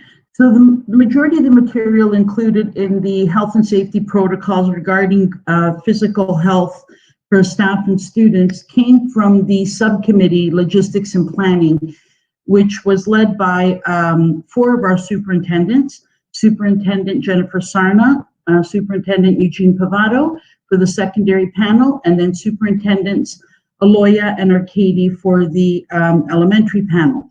A lot of the work in here also is work that was taken from other sections that were led by various other members of the team. This evening, it'll be Superintendent Pavato who will be reporting on this section. Superintendent Pavato? Thank you, Associate Director Nardo. As we go through some of the highlights, it is important to see the safety protocols as working collectively together rather than separately, because in any environment and at any given moment in time, there is variability. So for a start, staff and students, with the support of their parents, are to conduct a self-assessment every morning prior to departing for schools, with a strict stay-at-home policy for anyone exhibiting symptoms.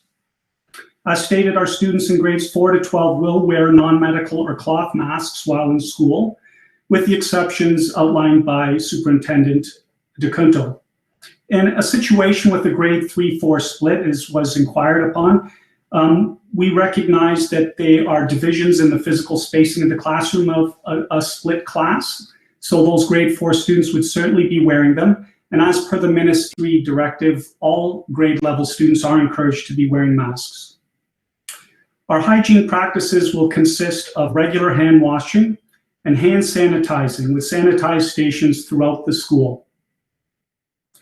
Physical distancing will be implemented, coupled with cohorting of students by class. Students are to bring in their own school supplies rather than sharing them.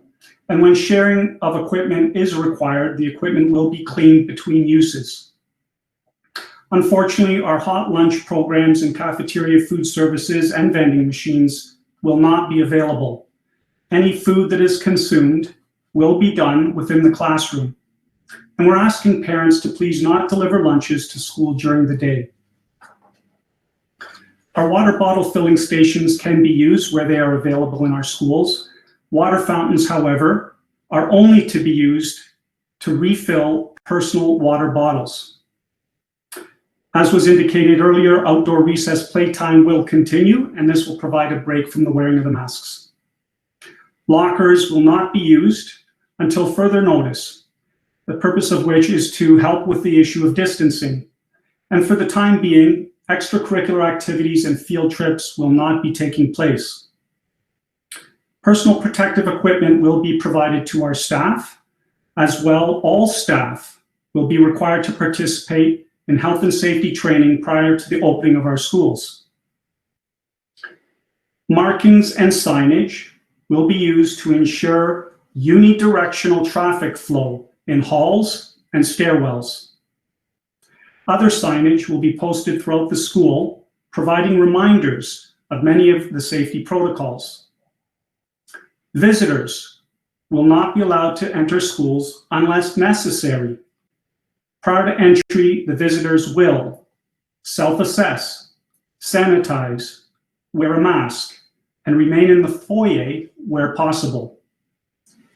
Superintendent Privado? Yes. Excuse me, I have a question from Trustee Mazzotta.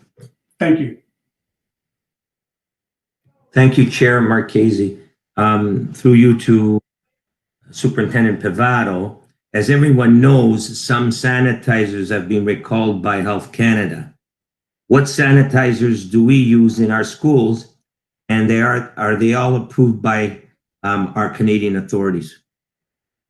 Okay, thank you for the question, Trustee Mazzotta. I'm going to defer, if possible, to our Superintendent of the Facilities, Mr. McLaughlin. Thank you, Superintendent Privado. The hand sanitizer we have bought prior to next week has all had the appropriate alcohol that is approved, and the hand sanitizer is the approved type by Public Health and Health Canada. Starting for the beginning of school, we're working with the provincial government to obtain hand sanitizer. So we will be getting it through the Ministry of Government Services. It should be delivered next week. And I'm sure that the hand sanitizer they are providing is approved. Just a supplemental. So we don't have a name for the sanitizer?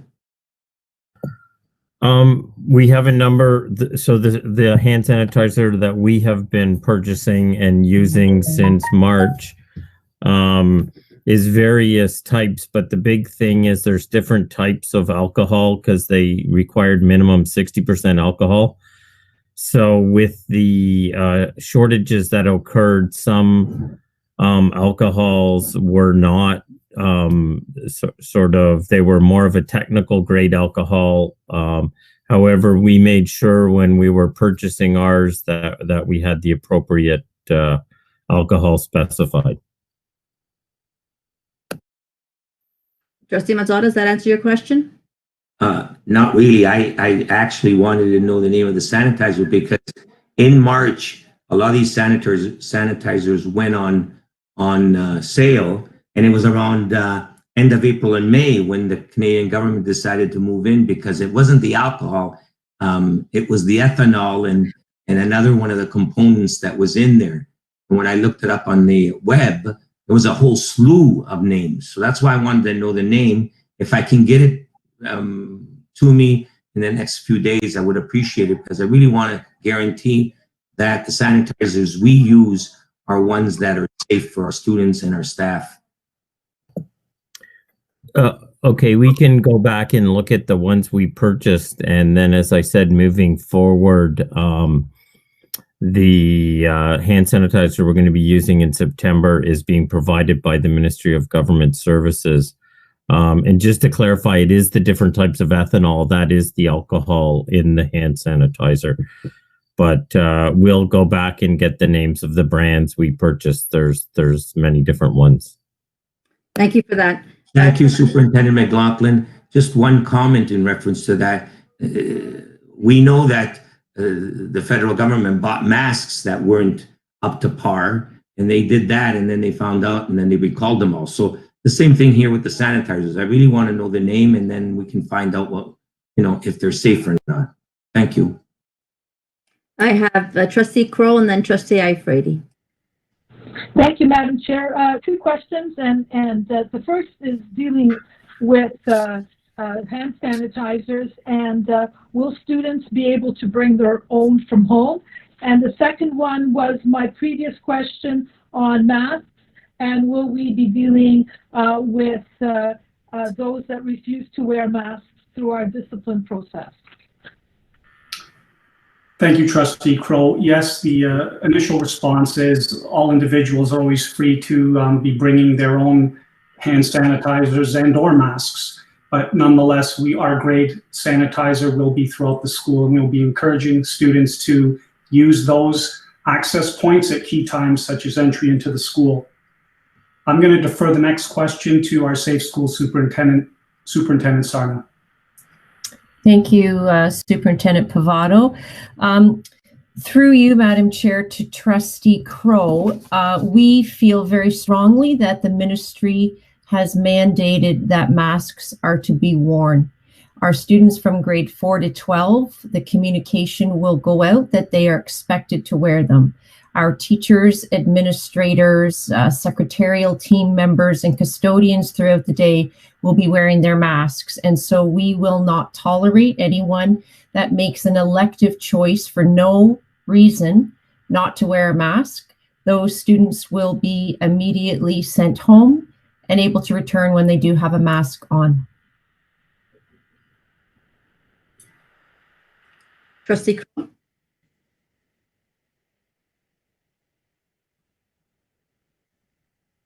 Trustee Crowe, does that answer your question? Yeah, sorry, I pressed the wrong button. Yes, thank you for that. Appreciate it. Trustee Iafrate. Trustee Iafrate. Thank you, Madam Chair. Through you to Superintendent Pavato. Specifically for elementary, regarding recess and lunch hours, how would the supervision look? Would the teachers remain in the class and have lunch with the students, or at least be with them while they're having lunch, or would we be utilizing our lunchtime supervisors? I'm going to defer to Associate Director DiNardo. My understanding is we will be using supervisors, and then the students will be exiting in a staggered fashion out into the playground. Associate Director DiNardo. Thank you, Superintendent Pavato. And through you, Madam Chair, to Trustee Iafrate. Yes, we will be using lunchtime supervisors in certain schools, also teachers and other staff members in other schools, depending on what their regular schedules look like. But the students will be in their classrooms with their cohorts throughout the lunch hour. Okay, yeah, no, that's good. That's good. Thank you. Actually, you know what? I do have another question. You may have said it. I'm sorry. A lot of information. I just want to make sure I didn't miss it. Superintendent Pavado, how are we ensuring that the social distancing in the classrooms? Like, how does that look for the? So in the secondary level, the effort is going to be made with whatever the square footage in the classroom is to be apportioned according to the number of students in the class with an approximate number of 15 and a spacing that will try to be achieved of the 2 meters. However, I do want to quote the ministry guide, which states that distancing is to be undertaken as is possible and is to be supplemented by all of the other safety measures we've outlined this evening. I don't know if that answers your question fully. Yeah, no, that's good. Thank you very much. I have Trustee Ecker next. Thank you, Madam Chair. Through you to Superintendent Pavado. With regards to masks, I know the Minister of Education made comments to the effect of the type of mask being cloth masks. Is that still our recommendation or our expectation? If a student brings a disposable mask, is that going to be deemed acceptable, or what's our position on that? The position is that the mask is to be either a non-medical or cloth mask.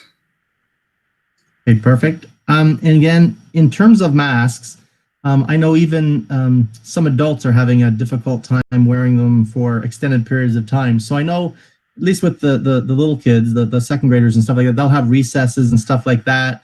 But will we be giving students some sort of leeway? Because it will be annoying to have them on, I guess they'll take them off when they eat their lunch, I suppose. But will we be a little bit more tolerant in terms of, making it as comfortable as possible for students, whether they be, special needs or anyone else for that matter? It's going to be a long day wearing a mask. I'm just wondering what our take is on that. Thank you for that perspective, Trustee Ecker.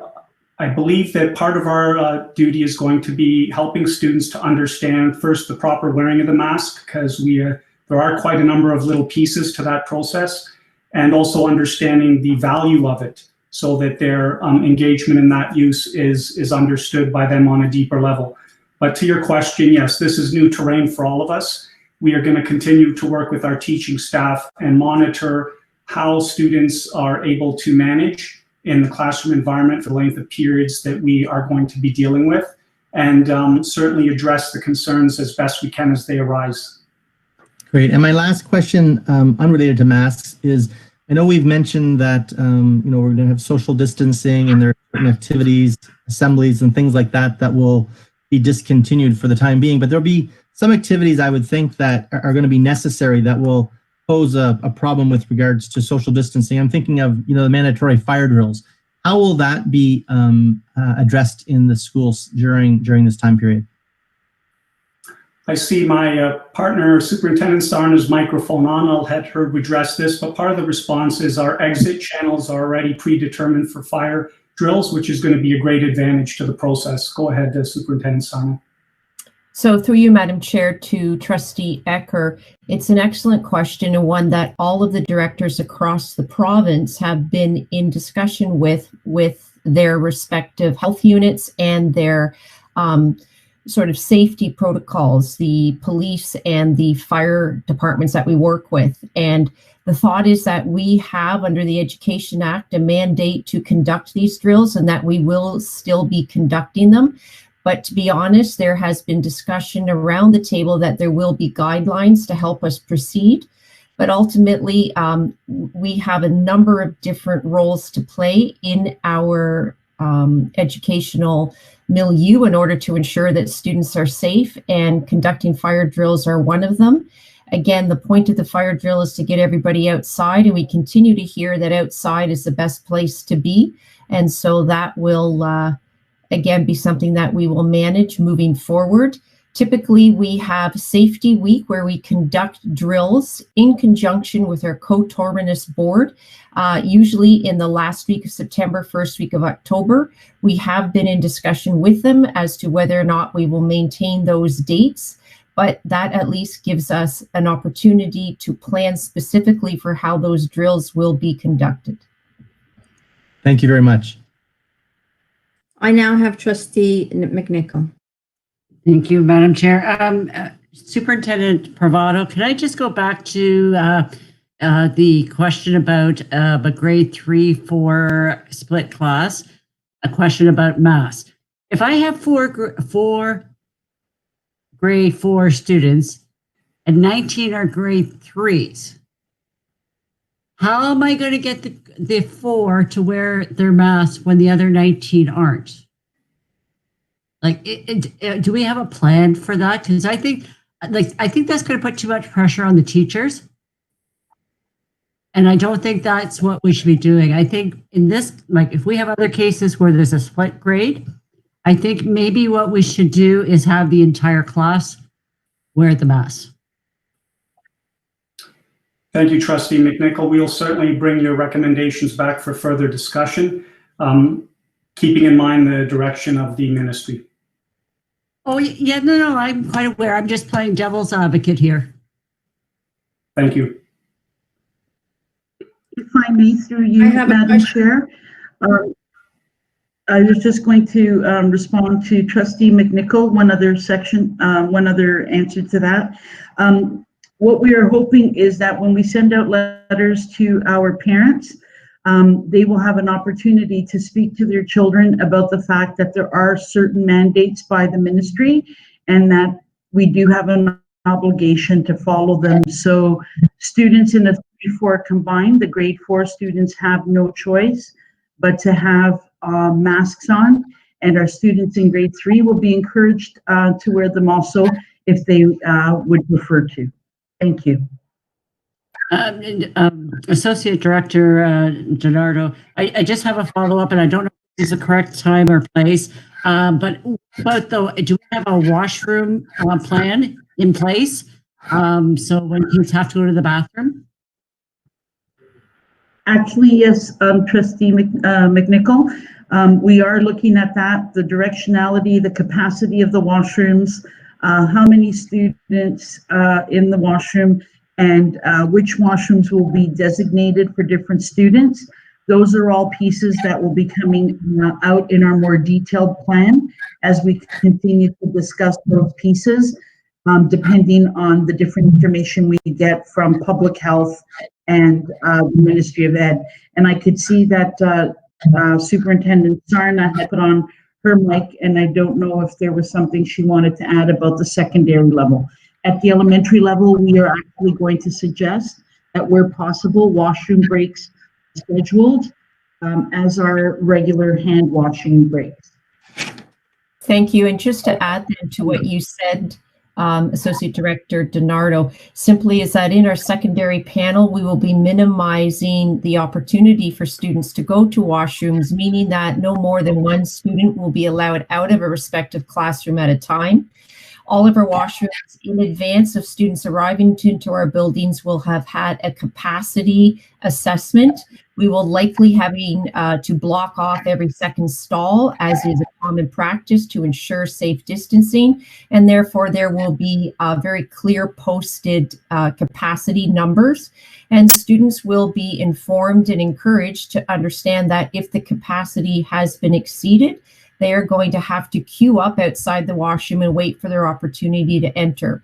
So we are going to be counting on our secondary students to be responsible citizens. We have seen them out in the community acting appropriately, and we know we will be able to count on them to do the same in the schools if they are led and clearly informed as to what the expectations are. Thank you so much. I now have Trustee Crowe and then Trustee Ecker. Thank you, Madam Chair. a lot earlier this evening, it was mentioned that we were looking at staggering the lunch recesses if possible. And so I'd like to make a couple comments on that. We have some smaller schools, but we also have large schools of 600 to 800 students. And I am glad that we are looking at staggering those lunch breaks so that and recesses, if however we look at that, the scheduling.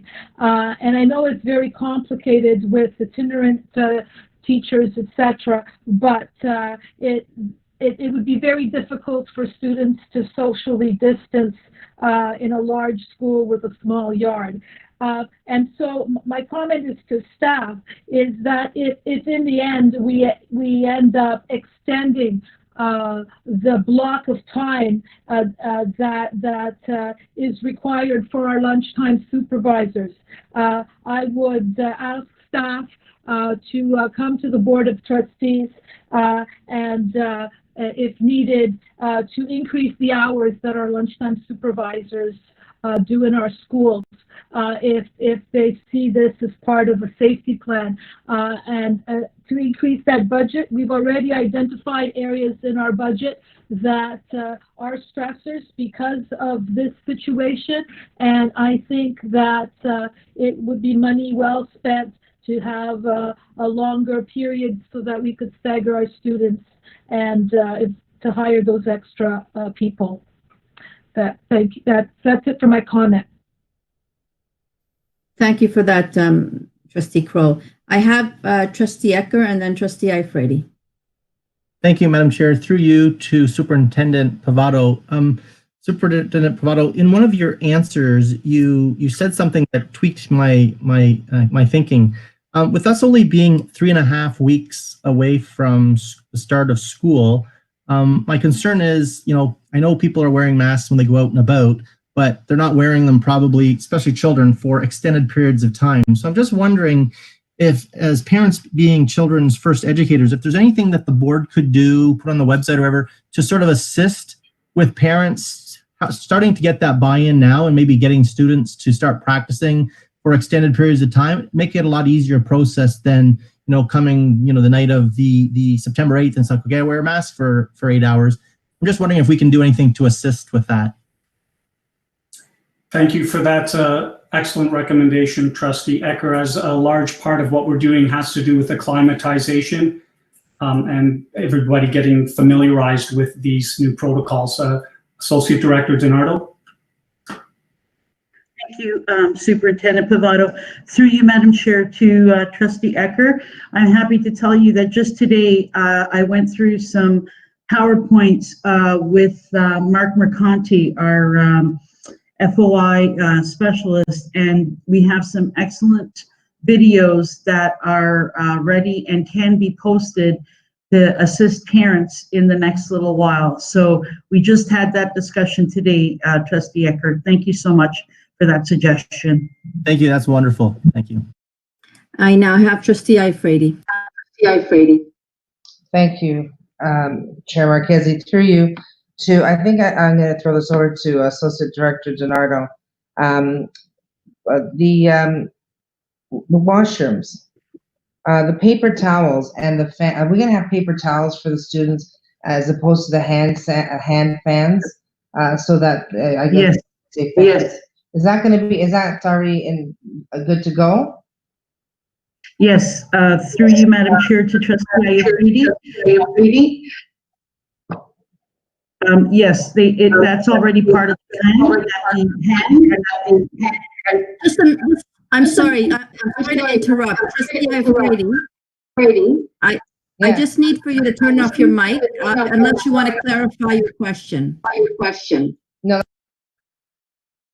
Okay, I'm sorry, Associate Director DiNardo. Can you start your response again? Absolutely, Chair Marchese. So through you to Trustee Iafrate, rest assured that that's already part of the plan. All of the hand dryers will not be being used. There will be signage on them so that the students can't access them, and paper towels will be supplied in all of the washrooms. I believe, and correct me, Mr. McLaughlin, if I'm mistaken in saying that, I believe the paper dispensers are either being added or have already started with that process. So rest assured that we're taking care of that issue also. Excellent. Thank you, Associate Director Nardo. Before you proceed, Superintendent Pavato, I wanted to go back to a point you made earlier about supplies, that we're expecting students to bring their own supplies. Can you elaborate on that, and how quickly will we be putting that on our website so that parents are not scrambling at the last minute to get what needed supplies are required? I think I may have misstated that piece. There is not an expectation on students to be bringing in a number of PPE items. We do hope that families can support us with children bringing in their own, as was stated, non-medical or cloth masks. But otherwise, we have provisions for the sanitizers and the wipes, as is going to be undertaken by the greater number of our staff at the school. I'm not sure if that clarifies your question at all. Well, it does, because I guess I just had the impression we were talking about actual school supplies as opposed to the protective personal equipment supplies. So that's fine. Thank you. Sorry, if you'd like to proceed. Thank you. I'm just closing at this point in time. I think one of the remaining critical points is that any large organization's logistics, communication is always such an essential piece to ensure that people are working together and understanding the operations. And so in supporting all of our community members, there will be ongoing communication from board to home, and school to our students. At this time, if there are no other questions, I'd like to turn things back to Associate Director DiNardo. Thank you. Associate Director DiNardo. Thank you so much, Chair Marchese. And I just wanted to also include a special thank you to Marianne Gordon, to Anthony Young, and to Michael Gray, Superintendent and Communications Officer, for helping us with that section and including information in that particular subcommittee. At this point, I'd like to turn it over to the Controller of Facilities and Plant, Mr. McLaughlin, to address the section on improved air quality. Mr. McLaughlin? Thank you, Associate Director DiNardo. We're taking a number of measures to improve the air quality. It's important to note that with over 100 buildings, we have a large number of systems and different types of systems, and different modifications or changes will be made based on the system that is present. One of the big things, or the first things we're doing, we reviewed all the American Society of Heating, Refrigeration, and Air Conditioning Engineer recommendations for dealing with COVID-19. And one of the first ones is that we pre-ventilate the building. So we will be starting the systems up in ventilation mode 2 hours before occupancy in order to start with as close to outside air as possible. We've completed our staff work through the summer, and we've completed all our preventive maintenance schedules as per normal, and we will continue to do so to ensure the systems are operating and the filters are changed on a regular schedule. Staff are reviewing the equipment, and where it's appropriate and possible, we are increasing the amount of outside air in the systems. Obviously, as the weather is either hotter if in an air-conditioned school, or it begins to cool down in the fall and winter, we'll have to balance the amount of outside air against comfort, because the systems are designed for a certain amount of outside air based on outside temperature. So at some point, we will have to bring the outside air back into a normal level in order to maintain comfort. We're also reviewing the filters on some of the systems. It may be possible to go with a better, finer filter. Once again, though, this has to be balanced, because as you go to a finer filter, it reduces the amount of airflow. So that is something we don't want to do. So we're making some assessments and looking at that right now. And I think that's the basic steps we're doing right now for the improved air quality. Thank you for that, Mr. McLaughlin. I have Trustee McNicol. Is your question to Mr. McLaughlin's discussions? Yes, it is.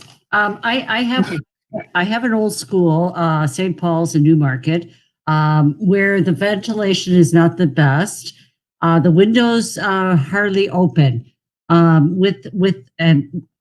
With people wearing masks or students wearing masks for a good period of time in the classrooms, how are we going to make it more reasonable and comfortable for these students at St. Paul's? Through you, Madam Chair, to Trustee McNicol. You know, a number of our elementary schools do not have air conditioning. The ventilation is working and has, been upgraded at that school. But without air conditioning, comfort becomes a real issue. I believe Superintendent Sarna mentioned earlier that one of the big recommendations is to have the children outside as much as possible. And I guess I would hope that in the nice weather in September, that the teachers take advantage and consider outside classes where possible. That type of thing. Unfortunately, one of the drawbacks is if it's 30 degrees outside and we increase the ventilation rates into the building, we will be pulling 30-degree air into the school if air conditioning isn't present. So these are the kinds of things we're going to have to work through as we go. If we get feedback from the occupants that yes, the additional fresh air is great, but the temperatures are unbearable, then we're going to have to try to balance that through the system operations. Okay, I'm only asking because I used to be a parent at St. Paul's, and I know, I'm going to say 15 to 20 years ago, but I know that at that time when I was a parent, I found the classroom very stuffy because the windows really didn't work, didn't open up properly.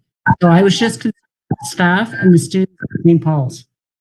Well, I think that those concerns are shared board-wide by all trustees, Trustee McNicol. We have a lot of schools that don't have air conditioning. So I understand. I just wanted to point that out because it's an older school. Thank you for that. We have Trustee Cotton. Thank you, Chair Marchese. I would like to ask Mr. McLaughlin to speak to two things. One is an outcome of what discussion you were just having. Older schools who have had challenges with ventilation because of no air conditioning. I didn't notice in your list, but whether the first comment would be on whether you are disallowing the use of standing fans anymore in our elementary schools. And secondly, I wonder if you could give us some comments. I know it's not quite on this section, but we did kind of skip over it, on what the enhanced environmental cleaning and disinfecting in our schools is actually going to consist of. Thank you. Through you, Madam Chair, to Trustee Cotton. The recommendation right now will be not to use portable fans. One of the risks with portable fans is obviously if student A is sitting between student B and the fan and student A coughs, those respiratory emissions will be carried to student B. So at this point, much the same as when we talked about hand dryers, public health is discouraging the use of, local air moving equipment, for lack of a better term. In terms of the enhanced cleaning, there's a number of steps we're looking at. The first is that we're coming up with a list of we have a list of priority items, but I think it's important to realize that as we reopen the schools, we're in a dynamic situation, not just with the schools, but with COVID in general. So we will continue to work with our partners in public health and the Ministry of Education.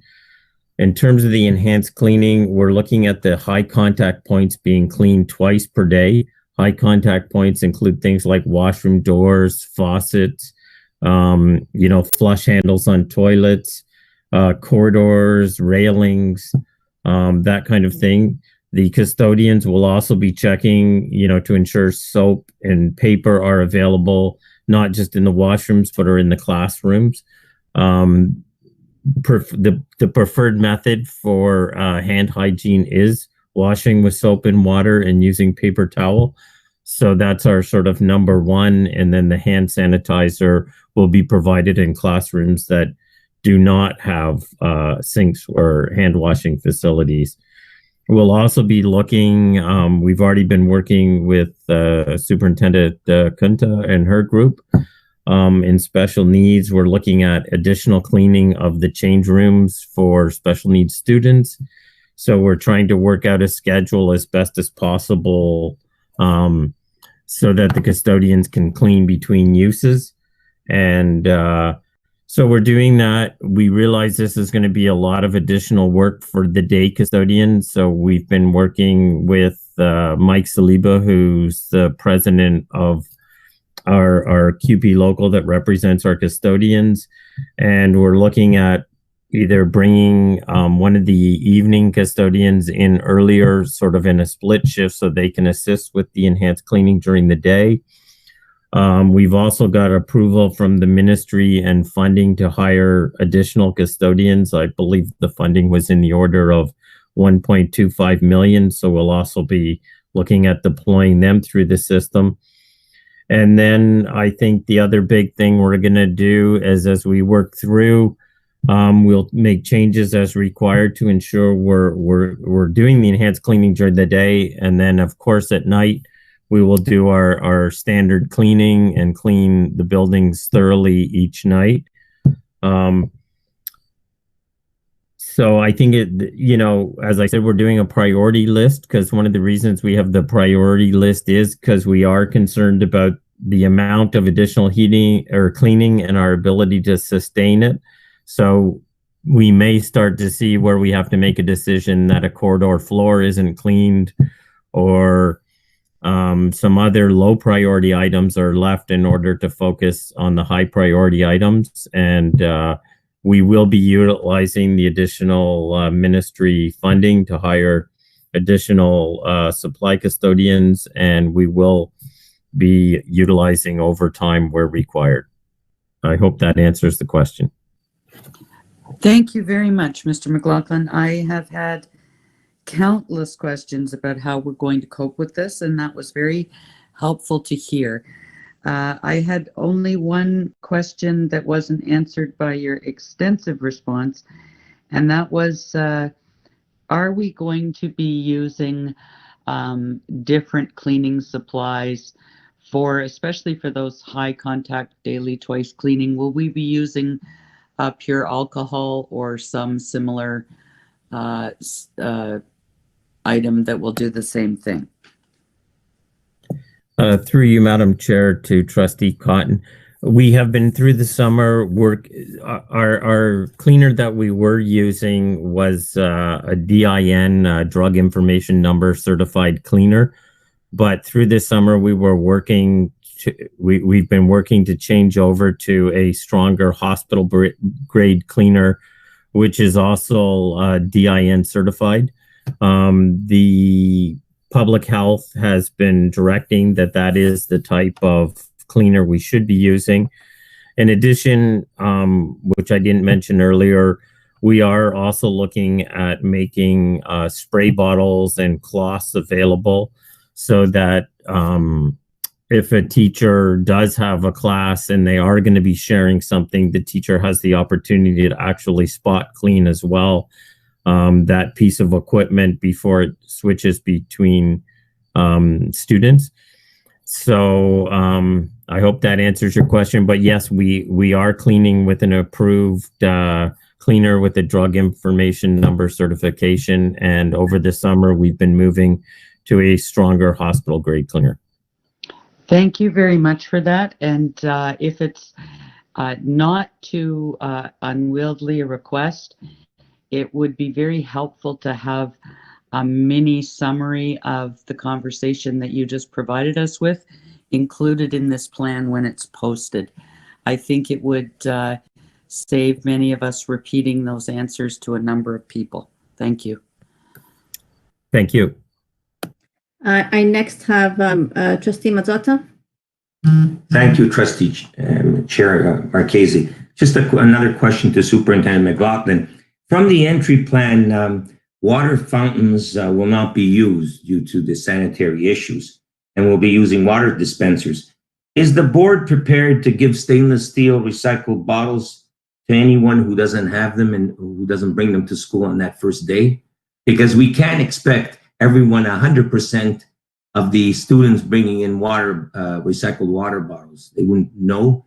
So is there some budget there for helping these students who don't have it? And if there is, that's fine. If there isn't, they'll spend the time without drinking on the school site. So I'd like to know if we've got something in our budget for that item. Okay, thank you, Trustee Mazzotta. Associate Director Nardo, do you want to answer that, or would you like me to answer that question? You can answer first, Mr. McLaughlin, and then I can come in after. Okay, thank you. So what we've been asking the principals to do is ensure that they have bottled water on hand, so that in the event a student doesn't have a refillable container, or they forgot it or lost it, that they will not be expected to go through the day without water. That's great. Just one little sidebar on that. We did have a policy that plastic bottles shouldn't be used in schools. However, I guess we'll waive that due to these unprecedented times. But we did have a plastic bottle policy not to use in our board. But that's fine. That's a way of resolving it. You're correct, and I believe we made the decision just because of these unusual times that an exception might be warranted. That's fine. Thank you. All right, I now have Trustee Iafrate. Thank you, Chair Marchese. Through you to Superintendent McLaughlin. Just one a suggestion, and if we could, and also a question. So are we allowing, can we allow HEPA filters to be brought into the school? That's one. And the other is it possible for the two-story schools to have the top windows open throughout the night for fresh air to come in? It's probably a security issue, but if we could do something like that just to get the air flowing. Okay, through you, Madam Chair, to Trustee Iafrate. The issue with the HEPA filters is that they are portable air moving devices. So similar to the hand dryers and the portable fans, I would say that we can't allow them right now. They're sort of contrary to the public health recommendation that they don't want portable air moving equipment. So sort of to go back to my student A, student B example, if student A had a HEPA filter unit on their right and they sneeze, the HEPA filter fan would push it onto student B on their left before running it through the filter. And could you repeat your second question, please? I forgot to write it down. Yeah, sure, no problem. And I have a HEPA filter. It sucks it in, so I'm not sure how it would draw it, the A sneeze to B sneeze. It's supposed to draw it into the unit. So I'm not sure how that answers. But anyway, the other question would be, the second floor, schools that have second floors, can those windows be left open at night so to have fresh air pass through the classrooms and the hallways? Is that possible? It is a security issue so we don't normally leave the windows open. We could look at it on a case-by-case basis. The schools that have centralized air handling equipment, we could look at, or we will look at, providing cooling overnight. The issue that we have to balance against that is it's sometimes hard to predict how fast it will warm up. So when we've tried to do this in the past, we've had complaints that we left the school too cold in the morning. But we can look at that again. I think as well that the 2-hour flushing in the morning, it's usually cooler in the morning, so that will also help cool the buildings down. Thank you, Superintendent McGuire. All right. We're still on. Are we? Sorry, Mr. McLaughlin. Are you done, or are we moving on to the transportation? I don't mean to hurry you along. I just didn't know whether you were done. Yeah. No. Thank you, Chair Marchese. I'm finished. If there's no additional questions. Okay. Thank you. So, Associate Director Nardo. Through you, Madam Chair. The section on transportation was overseen by Coordinating Manager of Planning and Operations, Mr. Tom Pachowski. So I'll turn it over to him. And I know that Mr. Pachowski has some additional information he'll be sharing with us tonight. Thank you, Associate Director Nardo, and thank you for the opportunity to present the overview of our plan for transportation. As trustees know, transportation services are coordinated through a shared consortium, Student Transportation Services of York Region, who provide services to both the YCDSB as well as York Region District School Board. As we've highlighted in the plan, Student Transportation Services has been working with Public Health as well as York Region Transit. And just this week, York Region Transit has committed to adjusting their school special schedules for buses to coincide with our revised bell time for schools. So that's a positive step in the last couple of days. We're going to continue to work with York Region Transit in terms of other public transit services that are provided on a regular service. And York Region's also asked us to help with the communication to students in terms of requirements on York Region public transit. So that's just highlighting some of the cooperation that's happening between the different entities. With respect to transportation provided by Student Transportation Services of York Region, we're working very closely with the York Region Public Health. Have had a number of plans go back and forth, and we're currently just finalizing the plan with respect to the recent announcements by the Ministry of Education. So what I wanted to do tonight is just take this opportunity to highlight a couple of the key areas of the proposed plan. As I said, it's still being reviewed, so we haven't incorporated in the document yet, but I'm hopeful that once we have this finalized, we can add some additional specifics to our live document here. But the first is that Student Transportation Services is planning to continue to run regular routes for both elementary and secondary schools.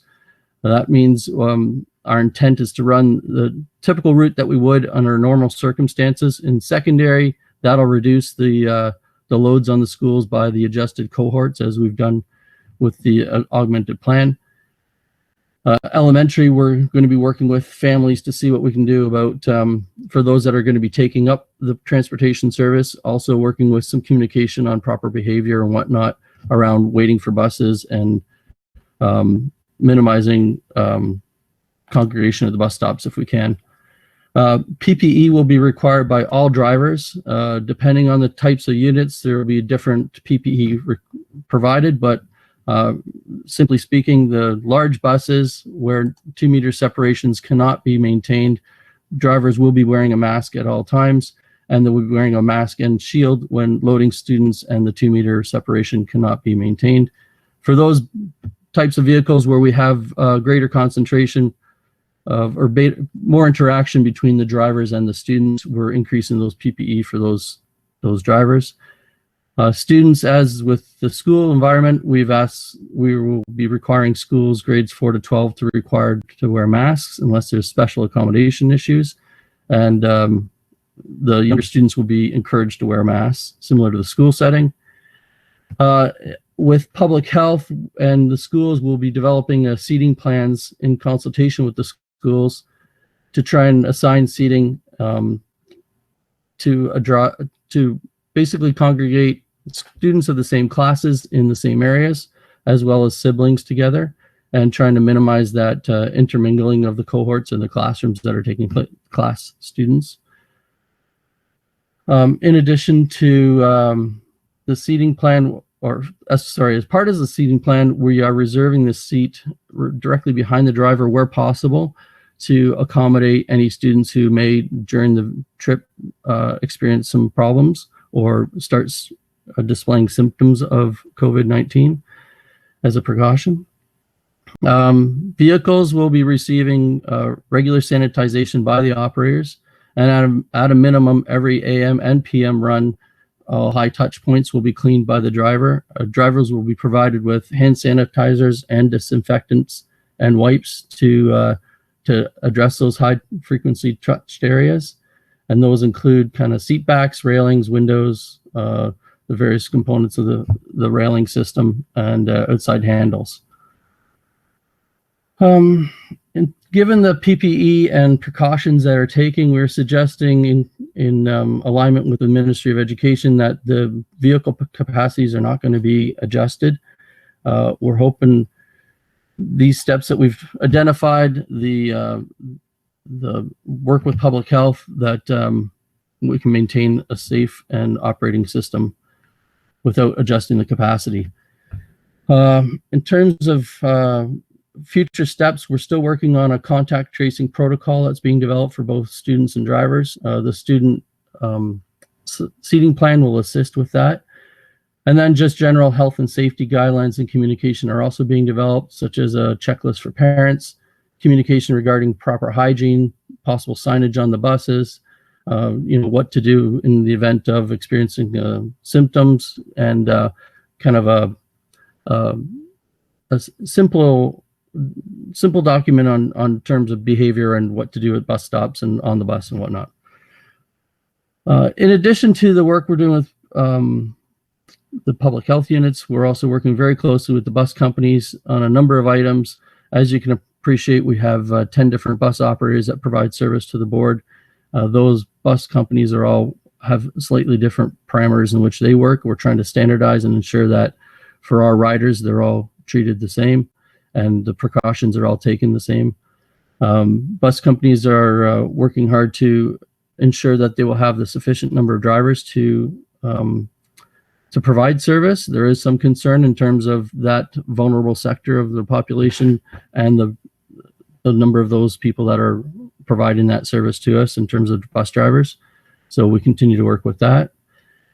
And at this time, that's pretty much the summary of our plan. Again, I'd just like to remind you that we hope to add these details to the plan once we've finalized our back and forth with public health. Public health is reviewing it right now. We hope to have a response from them on Friday. So with that, if there are any questions. Thank you for that, Mr. Pachowski. Sorry. I think that's an important piece because one of the survey questions pertains to transportation, and parents can't provide a response to a question they don't have the specific details for. So, it's very important that we post that as soon as we get it, and hopefully it'll be by Friday. Absolutely. Yeah. I have Trustee Wigston. Thank you, Madam Chair. Through you to Mr. Peczkowski. The first question I had was about the seating plans, and you already answered that. But the second question was around the school bell times, because you have mentioned that YRT is going to help out by changing their bus schedules to add buses for our high schools. And that just leads me to ask, do we have the specific bell times for all of our secondary schools? Through you, Madam Chair, to Trustee Wigston, for the purposes of their planning, YRT planning, I have sent them a proposed bell time list in terms of the adjusted timing based on the information that's contained within the plan and the minutes of in-class and the estimated dismissal time based on the original times that each school were operating. Yeah, does that make sense? So it's not specific to one time, it's each school's unique. Okay, thank you, because my next question, and I don't quite think it's for you, sir, is when will we be able to communicate the actual secondary schedules to our parents, because they are trying to plan for transportation and they may not be able to answer the survey question regarding whether their children will be back face to face or will be remaining home, depending on whether they are able to pick them up in the middle of the day and return them home for that second part of their class. Thank you.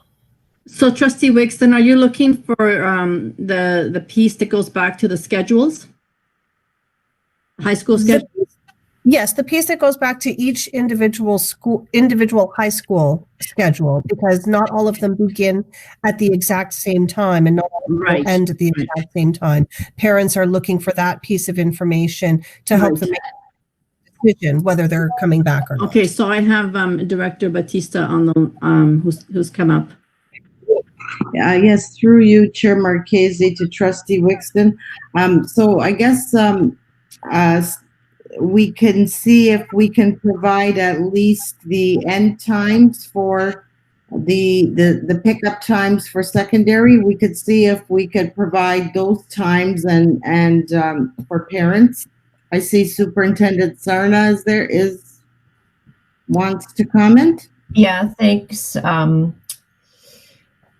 Well, I think the piece that we need to get across is that we have built into all of the secondary schedules the departure time between 11:15 and 11:30.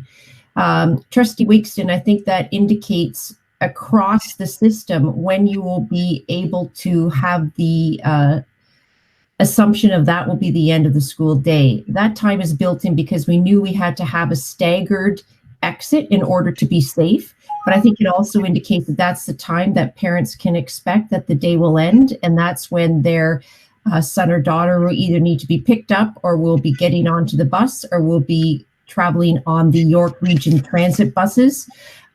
We found out good news that the school special buses will continue with the new time frame.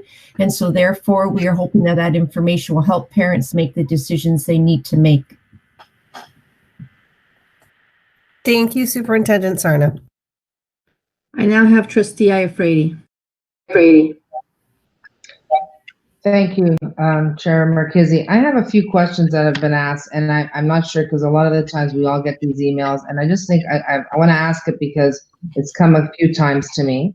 And I think this may go to Superintendent Pavato because they referred to him in this email.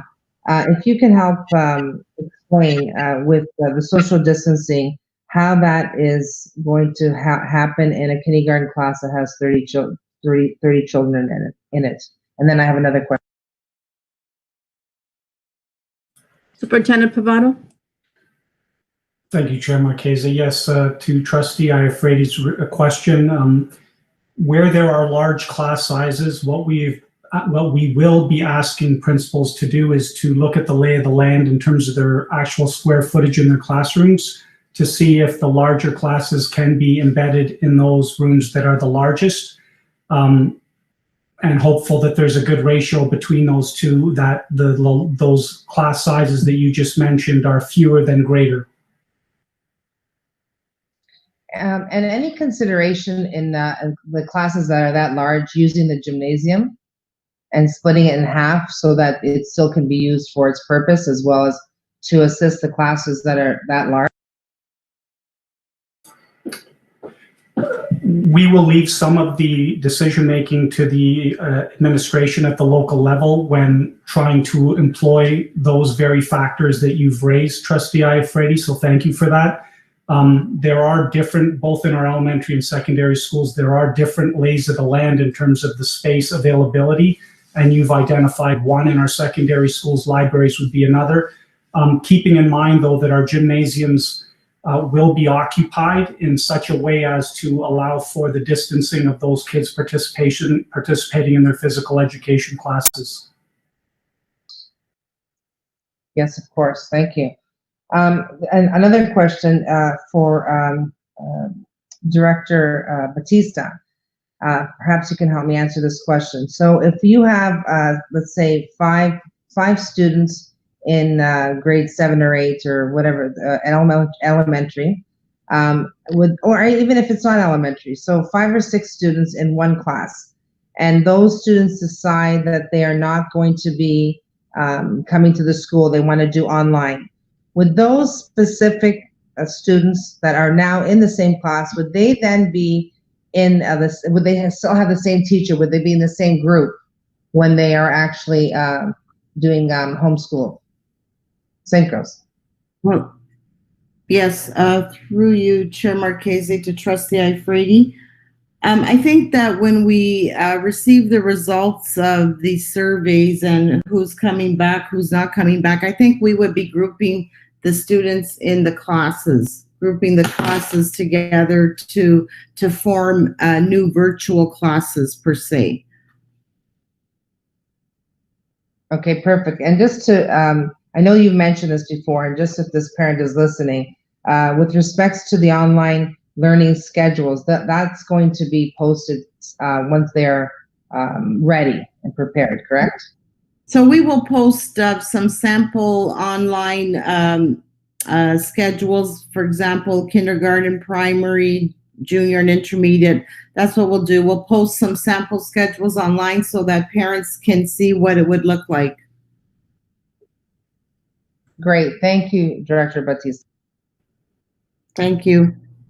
I have Trustee Cantisano, my apologies. You're next. No worries, Chair Marchese. So my questions are, I have a couple directed at Mr. Pachowski, please. With respect to transportation and with respect to busing through School Bus City and not necessarily YRT. The first question I have is, what backup plan do we have in place in the event that we do not have enough drivers to satisfy the students who are traveling outside of a catchment area? So as an example, you know, students that live in the Maple area that are bused to St. Elizabeth. So what happens if, you know, there isn't enough buses, or even if a bus driver doesn't show up? Because I think that adds additional stress to families in this time. Through you, Madam Chair, to Trustee Cantisano, that is a major concern that we do have. As I mentioned, the bus operators are working with their drivers, and we are constantly monitoring how many excess drivers they have in as spare drivers.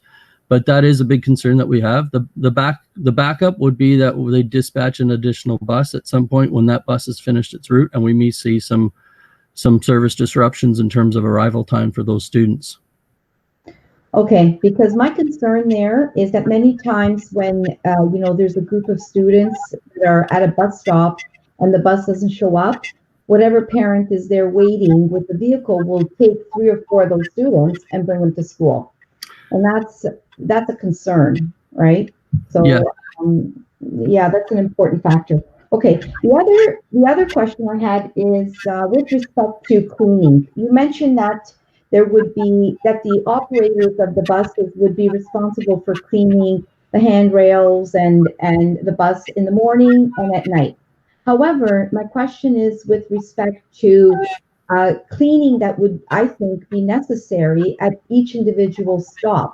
Because if you have a student that is boarding a bus and touching a handrail, then presumably that handrail should be wiped clean before the next point. So is that something that is being planned?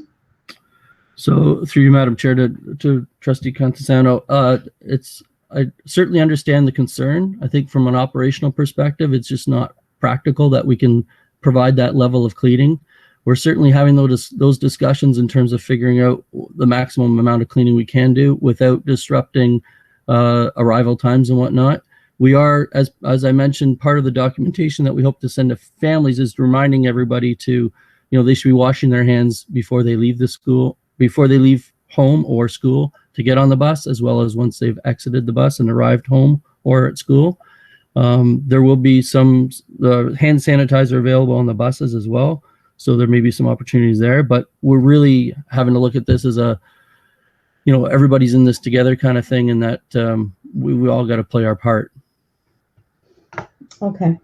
My last question is with respect to your comment about, you know, that we are consortium with the other board, the public board. And so my question is I'm assuming then that our transportation plans, again, for School Bus City, is in line with what the public board is doing as well, so that we don't conflict, and so that as much as possible, our busing route stays on track. Yes, through you, Madam Chair, to Trustee Cantisano. Yes, we're working very closely with the public board. It's almost a three-party partnership here, trying to get this all done. So we're, as much as possible, trying to align with each other, and that's part of the complication of the plan, is that we have two boards together, and public health and the consortium, and trying to and multiple operators. So the simple answer is yes, we're working with the public board. Okay, thank you very much. That's it for me. Thank you very much. I now have Trustee Crowe. Thank you, Madam Chair. I was going to leave this one for later at the end of the evening, but Trustee Iafrate brought this up, and so while we're on, while it was mentioned, my biggest concern is FDK classes, and the fact that in many of our schools the classes are large. This has been a concern expressed by many on social media, emails, etc. And the minister has been clear there's no additional funding for additional staff, etc. And I'm going to suggest something that I would ask if it has been considered, or for staff to consider. Some of our schools don't have any extra classrooms, and so what I'm suggesting would not be possible. But many of our schools do have extra classrooms, and we are also closing libraries. Would it be possible to split the FDK classes that have a teacher and an ECE into two cohorts? And the teacher would still be the teacher, the curriculum lead. I'm not trying to imply that the ECE takes over the teacher's job, but it is a play-based type of curriculum, and I think you might be able to manage those days in those classes with those little kids, by having the ECE and the teacher kind of split their time between the two rooms. So as we were talking about, actually FDK already have the itinerant phys ed doing coverage in those classrooms for prep time. So you already are going to have other adults coming into those cohorts. So if you actually split it into two cohorts, and the teachers went between the two cohorts, I think you might be able to, I hate to use the word enforce, because I think it will be very difficult to have kids at that age practice social distancing for an entire day. It's asking a lot of some kids that aren't even 4 years old when they start in September. And as a trustee, my biggest concern is that parents who have registered in our board, who have students in JK, starting JK, haven't been in our system, don't know our system, my biggest concern is that they won't show up. And will decide to keep their children home. And as parents, they have that ability to do that, to either keep them home with themselves, to put them into daycare, to leave them with a family member in their own little social bubble that they feel more comfortable with.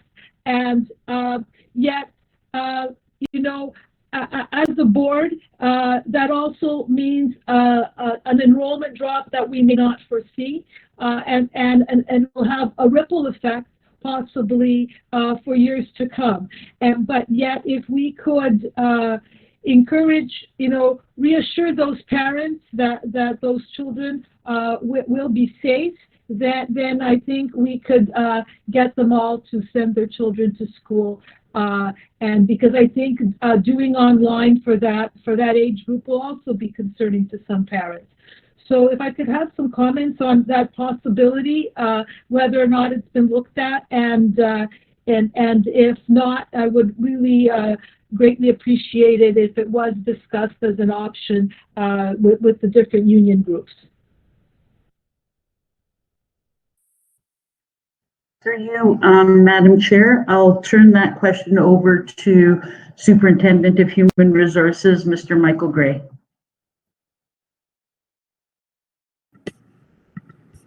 Thank you, Associate Director Nardo. Through you and Director Battista to to Trustee Crowe. I think Trustee Crowe, there's a lot of information in that question and comments. I appreciate your sentiment there.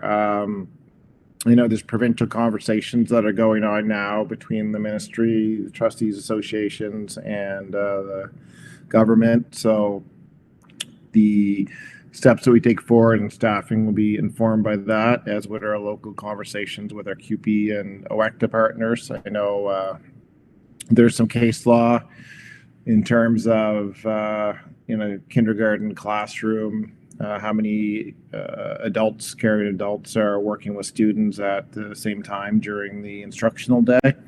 So that would be something that we would have to have conversation with the local partners and see what fruits of those conversations would take place. So we can certainly look at that possibility, discuss it with the senior team. I'd want to sit down and have a conversation with the 4 area superintendents in the elementary panel, as well as the director and associate director, and then see if that's viable, and then whether, if it is, then to have those conversations with our union partners. So I hope those comments suffice for now. Thank you. They do suffice. That's all I was putting out there as suggestion. With declining enrollment, many of our elementary schools have at least one empty classroom and a library, and if we could facilitate something, that would be great. But I do understand that there may be limitations. So I appreciate your candor, and I also am thankful that you will consider it as an option. Okay, thank you, Trustee Crowe. All right, thank you for that. So Associate Director DiNardo, are we moving on to COVID-19 managing symptoms? Yes, we are, Chair Marchese. Thank you. Through you, Chair Marchese, at this point, once again, I'm going to call on Superintendent of Human Resources and International Students, Mr. Michael Gray, to introduce his team members who worked on the 3 next sections: the managing symptoms of COVID for students, the managing of COVID for staff, and outbreak management. Thank you, Mr. Gray.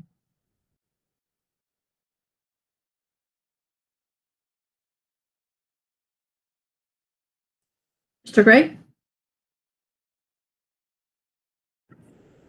Oh, there you go. Sorry, Chair Marchese. Through Director Battista, through to you and to the Board of Trustees. I apologize. I was just looking for the mute button to make sure I wasn't echoing while other people were speaking. So, on the management symptoms for students, I will turn to my colleagues Teresa Leggett and Kathy Mara, and then I can speak to the section of managing symptoms of COVID for staff, and then defer to my colleagues where I need to. So maybe in doing that, we can have them talk to the managing symptoms of students, offer any comments about staff, and then go to the outbreak management, if that's okay. So I'll turn it over to Ms. Leggett and Ms. Mara now.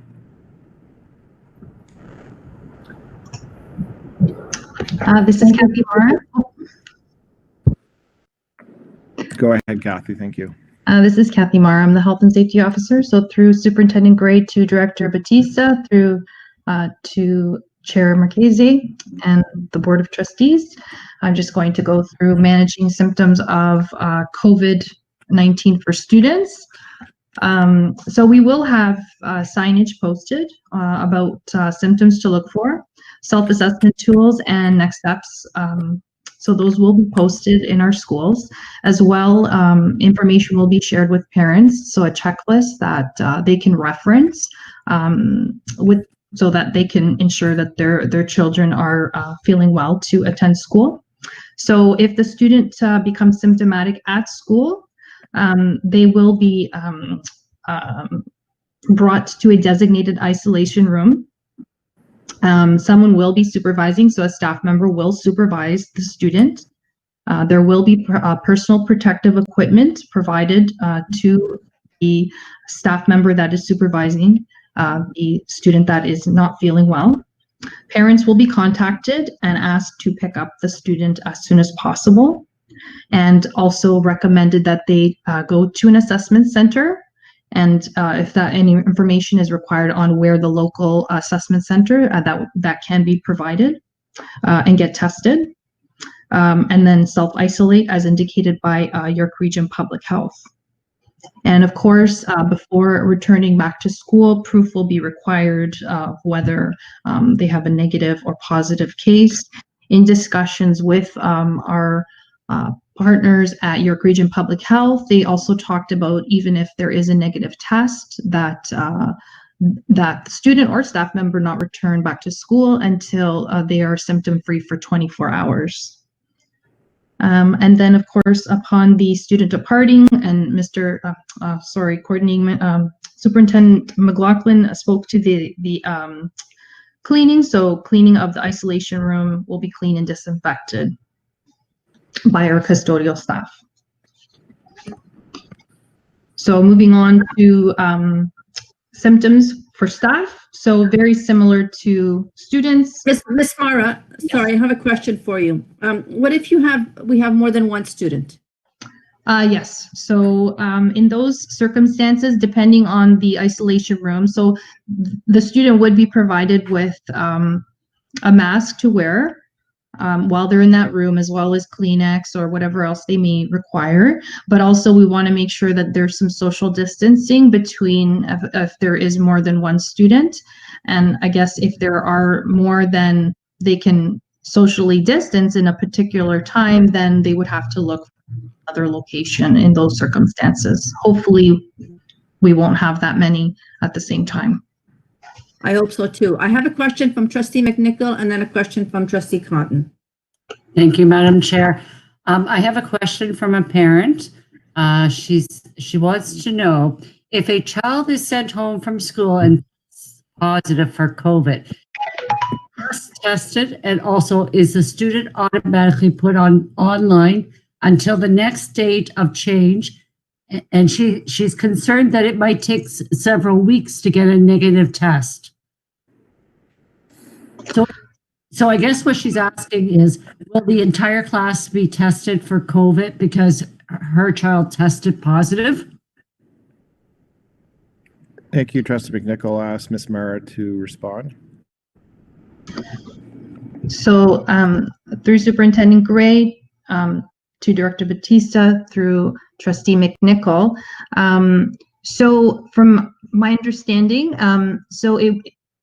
from what we've experienced with staff that have, if we've encountered staff that having to be tested, it's been a quick turnaround time, about 48 hours to get tests back. And at the same time, if there's any suspected, and we'll talk about this in the outbreak management, but any suspected cases are to be reported to your Region Public Health, who will then, we will take the lead from them on whether it's considered an outbreak and what next steps are necessary as far as whether the entire class needs to self-isolate, get tested, and so on. Thank you. You're welcome. I have Trustee Cotton. Thank you, Chair Marchese. Your list of points in managing the students didn't make a comment on what I'm going to ask a question about. So once you've finished everything that you have outlined and the student has been tested and isolated if necessary or stayed home till they're symptom-free, in keeping with FOI regulations, etc., will there be contact tracing done and any other students or staff that that student may have been in contact with, will they be formally notified? And who will do that? Thank you, Trustee Cotton, and I'll ask Ms. Mara to respond again. Thank you. So through Superintendent Gray to Director Battista, through to Trustee Cotton. So of course we need to respect privacy, and all contact tracing will be done through York Region Public Health, maintaining, the privacy of the individual that is, has a suspected, let's say, case or even a positive case of COVID.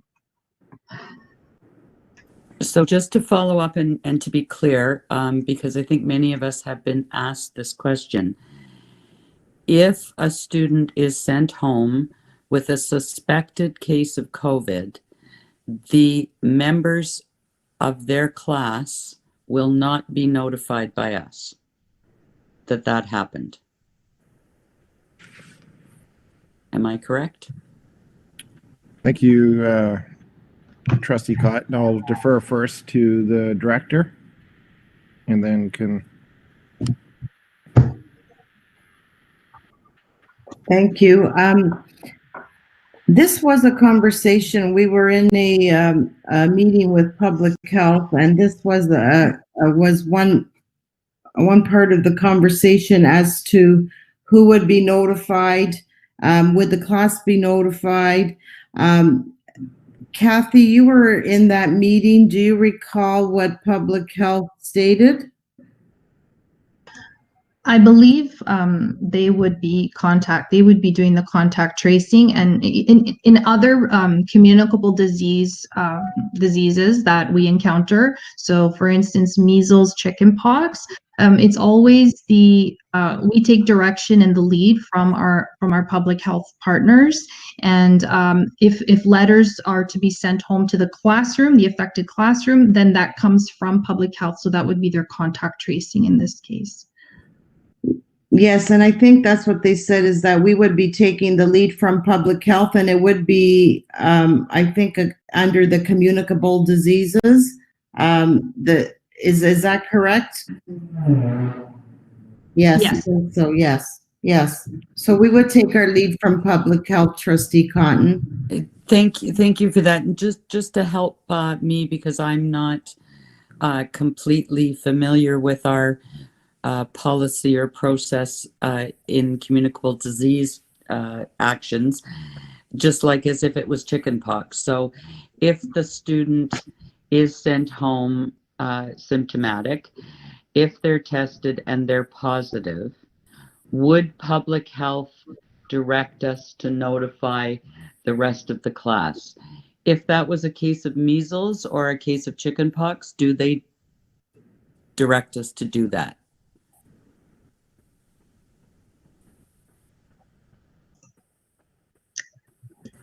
Yes, they do.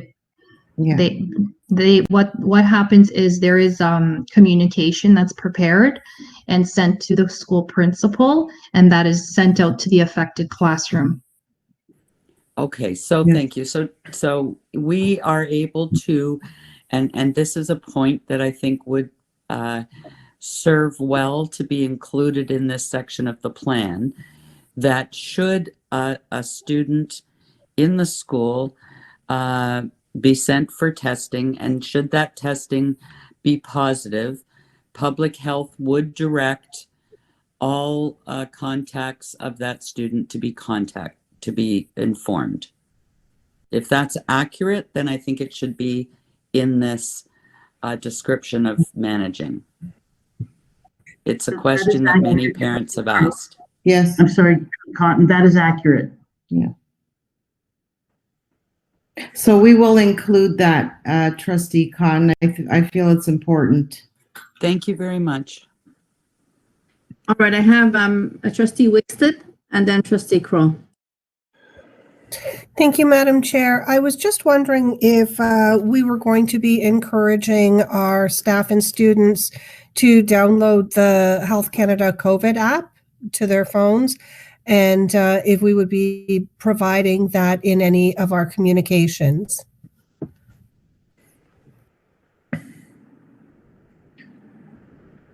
Thank you, Trustee Wigston. I'll defer to my colleague, Ms. Mara, and maybe to Ms. Clapham, but one of the pieces of information that I've read has been there's been some concern about downloading the app if people have technology, whether it's cell phones, iPads, laptops that might be of a certain vintage, a certain age, and it doesn't allow for the downloading of that app. But we would want to make sure that people could, from an equity perspective, can download the app. So I'll turn to my colleagues, Ms. Mara and Ms. Clapham, to comment on the app. Thank you for the question.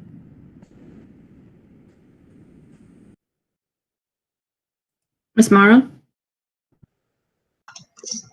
My apologies. I thought maybe Ms. Clapham may answer, but so through Superintendent Gray to Director Battista, through to Trustee Wigston.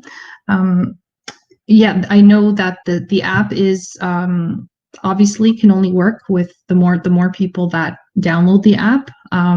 So we can definitely, and we can speak to our communications as far as when we're preparing letters for our parent community, that we can always remind our parent community that the app is available and the benefits of downloading the app. Thank you for that, Ms. Clapham. Did you want to add anything? Chair Marchese, I could maybe just add too that we can provide that communication to staff as well. Thank you. Yes, thank you. Through you, Madam Chair, Trustee Wigston. Yes, excellent idea. I think we can provide options on how to do it and advocate to down, especially for those devices that the app will work on. But we can certainly give all the technical requirements and the specifications, and we can distribute that in a newsletter to parents and put it on our parent resource website as well. Thank you for that. Thank you very much. I have Trustee Crowe.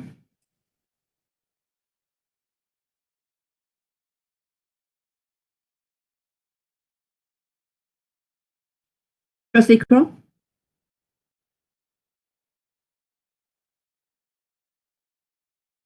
Madam Chair, can I ask my question? Sure, go ahead, Trustee McNicol. Yes, okay, good. Yeah, thank you. Sorry about that. Just one question in reference to the COVID. If a student, class, or school is deemed COVID positive, will they have full access to online teaching immediately?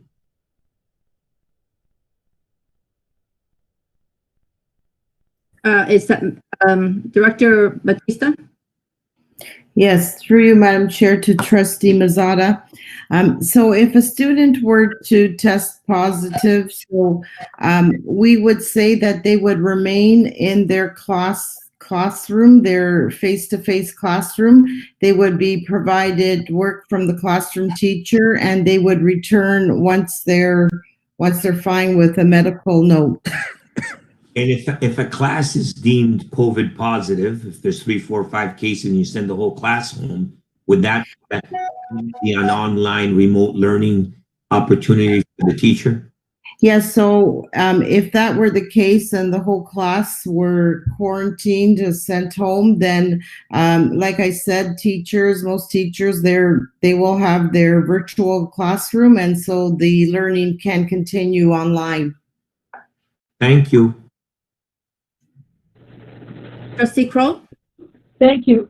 Trustee Mazzotta, you had a very similar question to mine, but so I won't ask that one, but I do have a couple others. One other question was if a student is suspected has symptoms and you know, at a school, and they have siblings in that school, will the school be going to the classes where that sibling is and asking those siblings to also report to the designated isolation room, even though they may not be having any symptoms? And how will that be dealt with? And the other question is the role of those nurses that the government is spending money on 500 nurses, and depending, you can see how that averages out per board. But have we had any indication yet on how many nurses will be working with our board or York Region? I'm not sure how that will work, and what their role will be in COVID management. Thank you, Trustee Crowe. I'll answer the second question first, if that's okay. Then I'll defer to my colleague, Ms. Mara. From what we understand right now, I think York Public Health and the other health authorities in Ontario are reaching out to school boards to see what type of role and responsibilities that the public health nurses would play in our schools, and they're trying to, I think, collect some data and information to help inform the type of work that the public health nurses would do. I'll turn to Ms. Mara because there were some emails that we were dealing with today on that issue, I believe. Thank you. Through Superintendent Gray to Director Battista, through to Chair Marchese and Trustee Crowe. So yes, there is a conversation happening with our local public health unit in regard to the roles of the public health nurses, and that is also, I guess, being ironed out at this time. They are looking, it will be involved in contact. So for COVID-19 response, case and contact management, education, screening, etc. They said there's also possibility for the nurses to support schools with some of their other healthy school programming. So that's the information we have at this time in regard to the role of the public health nurses. And as to your other question regarding the siblings, that is something we can take back to public health to inquire. If the sibling is not exhibiting any COVID-like symptoms, we can ask them, so that way we can update our information on our reopening plan. Thank you. Trustee Crowe, not to supplement, but maybe to refer to some of my colleagues, Associate Director Nardo and Ms. Sarna and Mr. Privado. Just ask them if that particular issue came up in their discussions as part of their working group planning conversations with their committee members. I'll jump in here. We did spend quite a bit of time talking about how to manage the symptomatic individual. One of the things that we continually heard is that once we have an individual that presents with symptoms, we are essentially just to do two main tasks. Task number one is to isolate the individual and to have them removed as swiftly as possible from the school community. And the second task is to inform York Public Health, and they are the ones who will then lead us and guide us moving forward. There is a program and a understanding that they will have access to information that is needed for the purposes of contacting any individual who, as a result of the contact tracing, we will be able to provide. They then follow up and do all of the decision making with regard to how we are to respond and what sort of next steps follow up we are to put in place. So the good news is, when it comes to a level of concern at this point, we are not the decision makers. We are just adhering to the instructions that York Public Health provides. Thank you, I'd like to make the suggestion then that we provide more details on our plan online. This is a very important piece, and the more information we can give parents, the better it is for all of us. I have a question from Trustee McNicol, and then I'm going to ask trustees to hold their questions till the end of the presentation so we can get through the next couple of sections. Thank you, Madam Chair. On page 15, it says, upon the student departing the isolation room is to be cleaned and disinfected by the custodial staff. The question that I have is, what about the classroom from which the student came from? Will that classroom be cleaned or disinfected? Sorry. Thank you, Trustee McNicol. I'll defer to my colleague, Ms. Murrah, and then maybe ask Mr. McLaughlin to provide comment as well, because I think they've been working together on the same committee and have had these conversations, including with our partners from QP Local 1571. Thank you. So through Superintendent Gray to Director Battista, through to Chair Marchese, to Trustee McNicol.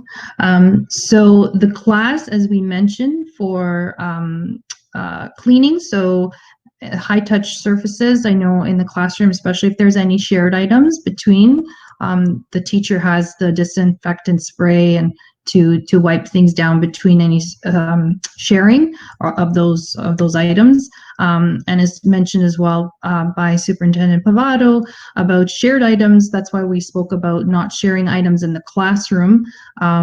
So most definitely there will be a disinfection of the space that the student is using, their desk, and then as well, again, taking the lead from public health and determining, if the room needs to be closed for a certain period of time, and the disinfection that would need to take place. But most definitely, items would be disinfected, and I can turn it to Mr. McLaughlin for further comment.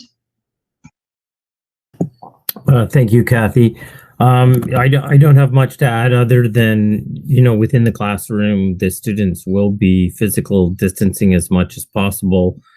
But yes, if a student was sick, their sort of workspace would be disinfected. And as mentioned, depending on the level of sickness, would depend on how quickly public health was notified, and then we will follow their advice. And certainly at the end of the day, the classroom would be clean top to bottom. Thank you. Thank you so much. Okay, Superintendent Gray. Okay, thank you, Chair Marchese. If we can keep going, I'll cover off quickly the managing symptoms for staff, and then I'll come back to Ms. Mara. I just want to make sure I go in order to be fair to our audience today and following the agenda. Before I get into the comments, just the work that's in this section as well as other sections are a product of our employee group partners. So I just want to acknowledge and thank the contributions and work from QP Local 1571, Michael Saliba, the president, Mary Federico, the president, QP 2331, Philomena Ferreira, the president of OECTA, Sherry Ann Gordon, the president from OSSTF, as well as Brent Matthews and Yolanda Ferroni, who are presidents of our elementary and secondary principal, vice principal associations, respectively, as well. Just want to thank and acknowledge the work of our Joint Health and Safety Committee and Red Shepherd, who's our worker co-chair, as well as the management team and Human Resources Department and Ms. Mara as well. So everybody's been working hard over the last several months for this to come to fruition tonight. So obviously our staff are an important partner in the education enterprise at York Catholic, and we want to make sure that the safety, well-being, and health of our employees is a primary responsibility and focus for us. So in managing the return or the reopening of school plan, it's similar to our plan for staff, is similar to students, to making sure that they're conducting a self-assessment before they come into the workplace, stay-at-home policy to make sure that if people are feeling sick and they have symptoms of COVID, they're staying home and they're getting tested. I believe there's 3 assessment centers in the York region. So we want to make sure that they get tested and they share the results of that with our employee health and safety services team as soon as possible, to make sure that they're okay and also that they're clear of symptoms before they come back to work. Another important area is similar to the conversation that we have with student, what happens to them if they present as sick when they're at school. Similarly, it can happen, what happens to staff when they're sick when they're at work. So first and foremost, we want to make sure they're cared for and they're safe. And there might be situations that we have to isolate people, our staff that are sick within a health room. We would make sure that the health room is fully stocked with personal protective equipment, as well as cleansed and cleaned thoroughly after it was done. If staff are able to get home on their own devices, then we would have them do that. If they needed to be picked up by family members or friends, we would also have that arranged. We want to make sure that staff are not driving home people who are presenting as COVID, have symptoms of COVID. We want to make sure that they get home on their own device if they can't. If they can, great. If they can't, through a family member or friend. We don't want colleagues, even though it's well intended, to be driving people home. So that would be the highlights of how we'd want to take care of our staff that present as sick, and there'll be ongoing conversations with all our union employee group partners on managing human resource issues and processes through COVID, and appreciate the collaboration that we've had so far and the support from the senior team. So unless there's any questions, I think Chair Marchese asked questions to be deferred until the end of the rest of the presentation of the sections. I'll turn to my colleague, Ms. Mara, to speak to the outbreak management area. Thank you. Through Superintendent Gray to Director Battista, through to Chair Marchese and the Board of Trustees. I'm just going to talk about our outbreak management protocol.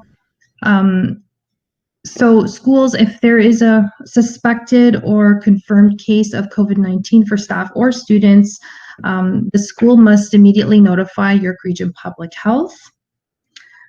Schools must provide any requested information, so whether it's daily attendance, transportation records, and so on, to our public health partners to support case management and contact tracing, as well as any other activities, and of course, as we spoke of previously, to maintain individuals' privacy.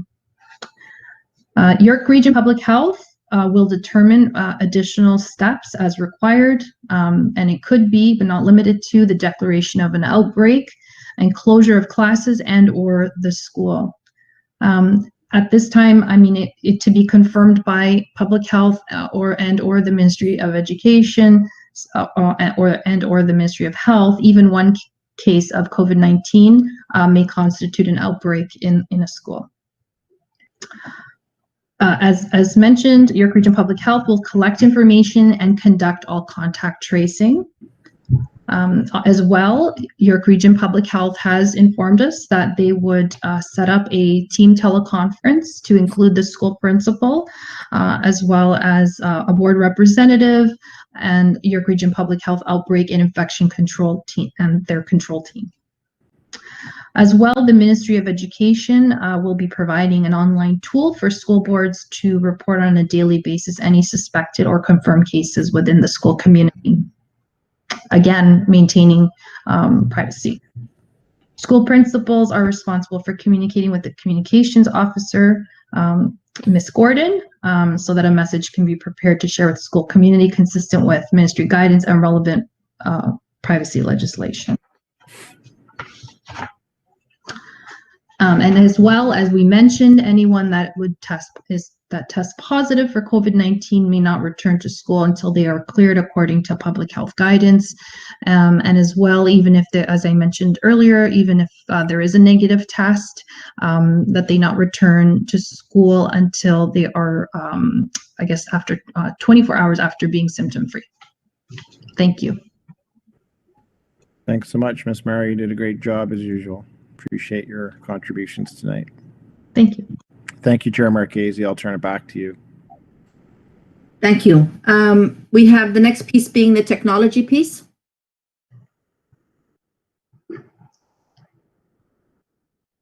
Yes, Chair Marchese, I invite Chief Information Officer Darlene Clapham to go through her section. Thank you. Yeah. Thank you, Trustees, Director Designate Mary Battista, and Associate Director Nancy DiNardo. Thanks for the opportunity to speak to the technology plan. It is still in motion as we speak, and we continually communicate and collaborate over the next few weeks and months with trustees and the community. As you are aware, technology is intertwined in much of the reentry planning that you are hearing about tonight. Our IT team works very closely with schools, curriculum, students, and all specialized departments located at the CEC to ensure technology-enabled learning and technology-enabled business process safe, secure, and available to our students with equity in mind. So in terms of student technology or devices such as laptops, Chromebooks, iPads, and assistive technology, we are encouraging as much as possible that students bring their own device to school. So those students who do not have a device will be assigned a device if possible. We feel that if we can get to a 1-to-1 device to student ratio, this will help with keeping the touch points to a minimal. If the sharing of technology is needed, all technology will be disinfected between use. So to note, we'll be working with principals and school staff over the next few weeks to coordinate the device distribution plan, which will be communicated to the communities as soon as possible. If families have borrowed a device from school, we are requesting that the families reach out to the school administration or their teachers on the first day of school to coordinate next steps. Also to note, we are also always advocating for increased funding from the ministry to help fund more devices and to help fund our IT infrastructure. In the meantime, we feel that the bring your own device strategy will be helpful, and we'll do our best to work with schools on the distribution plan. So for those families who may be continuing with a distance learning in a cohort C scenario, we will survey those families to ensure their technology needs are being met for both devices and broadband services. Getting a barometer on what families need in terms of technology support will be an important step to ensure families are supported, families and students are supported as much as possible.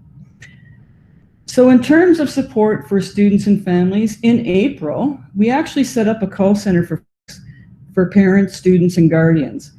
And we will continue supporting families using our call center phone lines and website. We have a live chat option and the opportunity for students, parents, and guardians to also submit a ticket for help.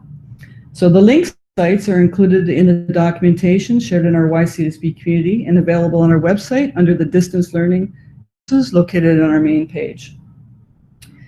In terms of resources, we've developed a series of professional learning resources for teachers, students, and families with the help of our curriculum and student services team.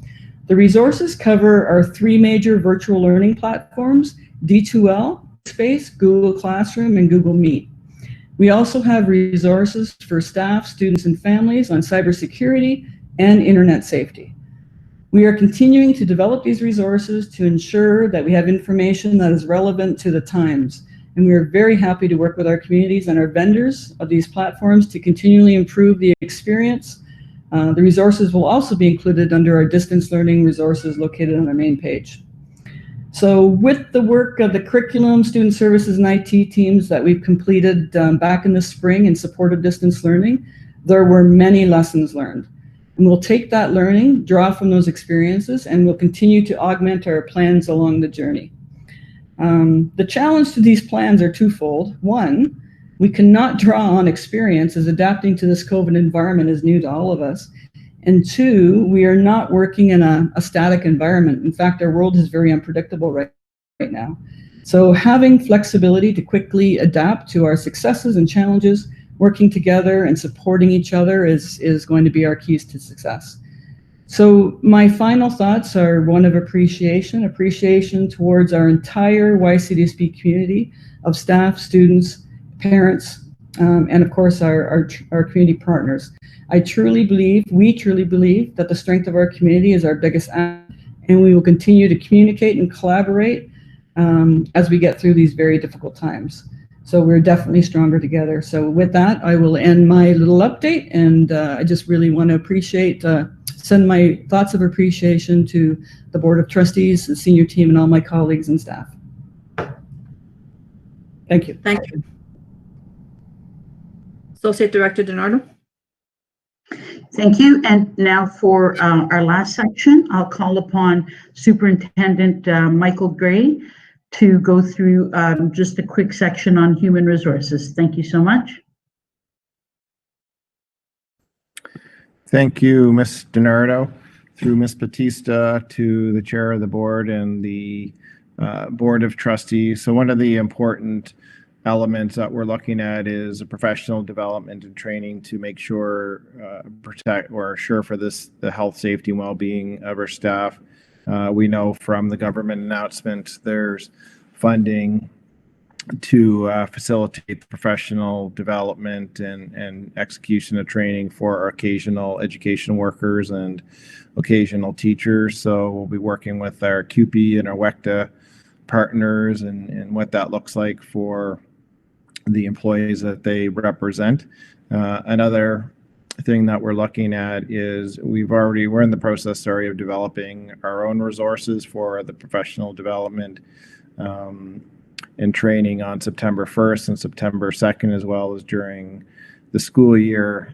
But the Ministry of Education is also in the process to developing some health and safety training modules that school boards, including York Catholic, can rely on. So we'll be looking at to make sure all staff participate in the health and safety training on September 1st and 2nd to make sure that their health, their safety. Will be providing instruction on various issues, but not just limited to, among other things, hygiene, personal hygiene, hand washing, respiratory practices, proper use of personal protective equipment, and also workplace harassment, discrimination. One of the things that I've seen from other jurisdictions and other countries and other school boards and their plans across Canada is to provide training in workplace harassment, where some employees take it upon themselves to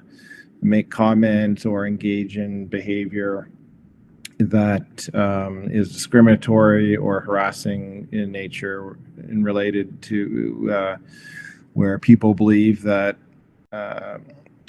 folks from certain cultures, certain backgrounds are a source of COVID or COVID carriers, which is obviously inappropriate and unacceptable. But we want to make sure that we're building ongoing training for workplace harassment for our employees. And it's something that we do each year in any case, but it'll be something that we'll focus on as well as the other professional development for our staff. And we'll work in partnership with our union partners. For occasional teachers, they usually have a professional activity day that's later in the school year that we collaborate together on the agenda and the content of that. And this year, we'll be looking at doing that earlier, obviously, in the start of the school year. One of the things that we're spending a lot of time to segue to the next section, next area is staffing, which is keeping me up many nights right now and losing some sleep on. There's conversations that are going on at the provincial level, which are going to inform our local conversations with our employee group partners. So we'll have to make sure, to the extent possible, that our staffing processes under our collective agreements that we can respect. It's going to be informed by any provincial agreements that take place. And one of the things that we've been spending a lot of time in our preparation for the school year is looking for likely more long-term occasional assignments on the non-teaching and the teaching side as well. And part of that is making sure that we have ample supply staff on the non-teaching and the teaching side to backfill absences that might occur during the school year. So there's a significant amount of time and effort the HR department are spending on staffing up our supply rosters, making sure that we're going to have to work with our principals and area superintendents on job postings, and work with our union partners to make sure that, as I say to lots of people, human resources in a pandemic environment. There's not too many handbooks that you can rely on, and there's been a lot of professional development, great conversations and collaboration that we've had with all our employee group partners since March 13th or so with respect to how we deal with HR processes, including staffing in a pandemic situation. So I'm very confident we'll have the same level of collaboration and collegiality with all our employee group partners, and that'll be a main focus for us in the next couple of weeks as we gear up for the start of the 2021 school year. So with that, I will end my comments and turn it back to Chair Marchese and Director Battista. Thank you, Superintendent Gray. First of all, excuse me, since we're at 10:59, I have a motion from Trustee Mazzotta to extend after 11, and I believe we have to indicate the time. So Trustee Mazzotta, would you be agreeable to 11:10? 11:20 is even fine. Why, we've been here so long, so the extra 10 minutes would be okay. Okay, thank you for that. And I have Trustee Cotton who seconded. Anyone opposed? All right, that passes then. We've covered all of the presentations. Director Battista, is there anything else before I open the floor to trustees for any additional questions they may have? No, I guess you can open up for any further questions, and then I could wrap up just in terms of thanking everyone for their work on this plan. Okay, thank you for that. Now, Trustee Mazzotta, you had a question? Yes, thank you. Then Trustee Cotton. This is to Superintendent McLaughlin in reference to washroom cleaning.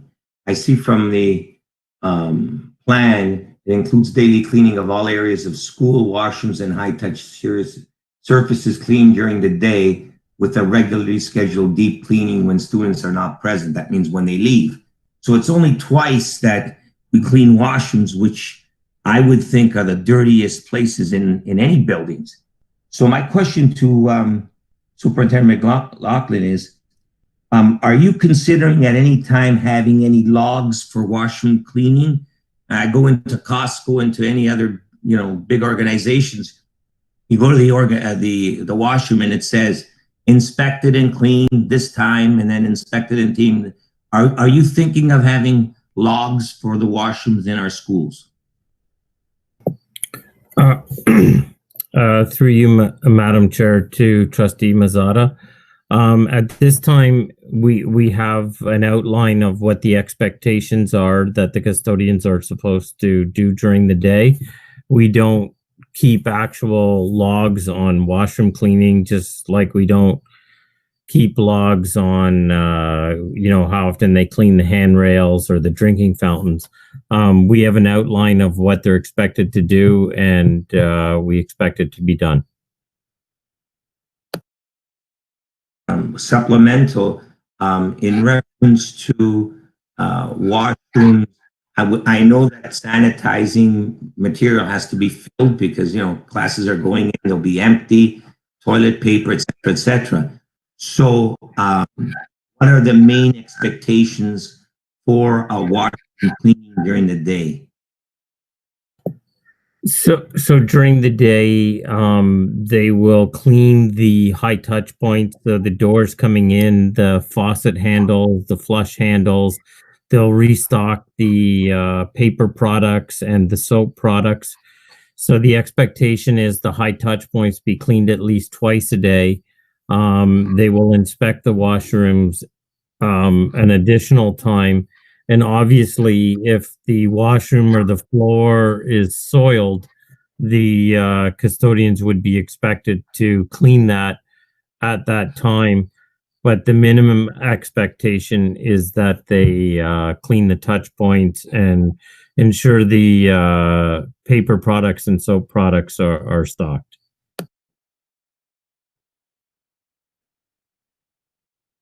Trustee Mazzotta? If it continues this way, as I said, I personally believe it is the dirtiest area in any building, and we should take a more active role in the washrooms to ensure that they're always cleaned and having them cleaned I would think an hour and a half every hours. So perhaps we can leave that with Director Battista.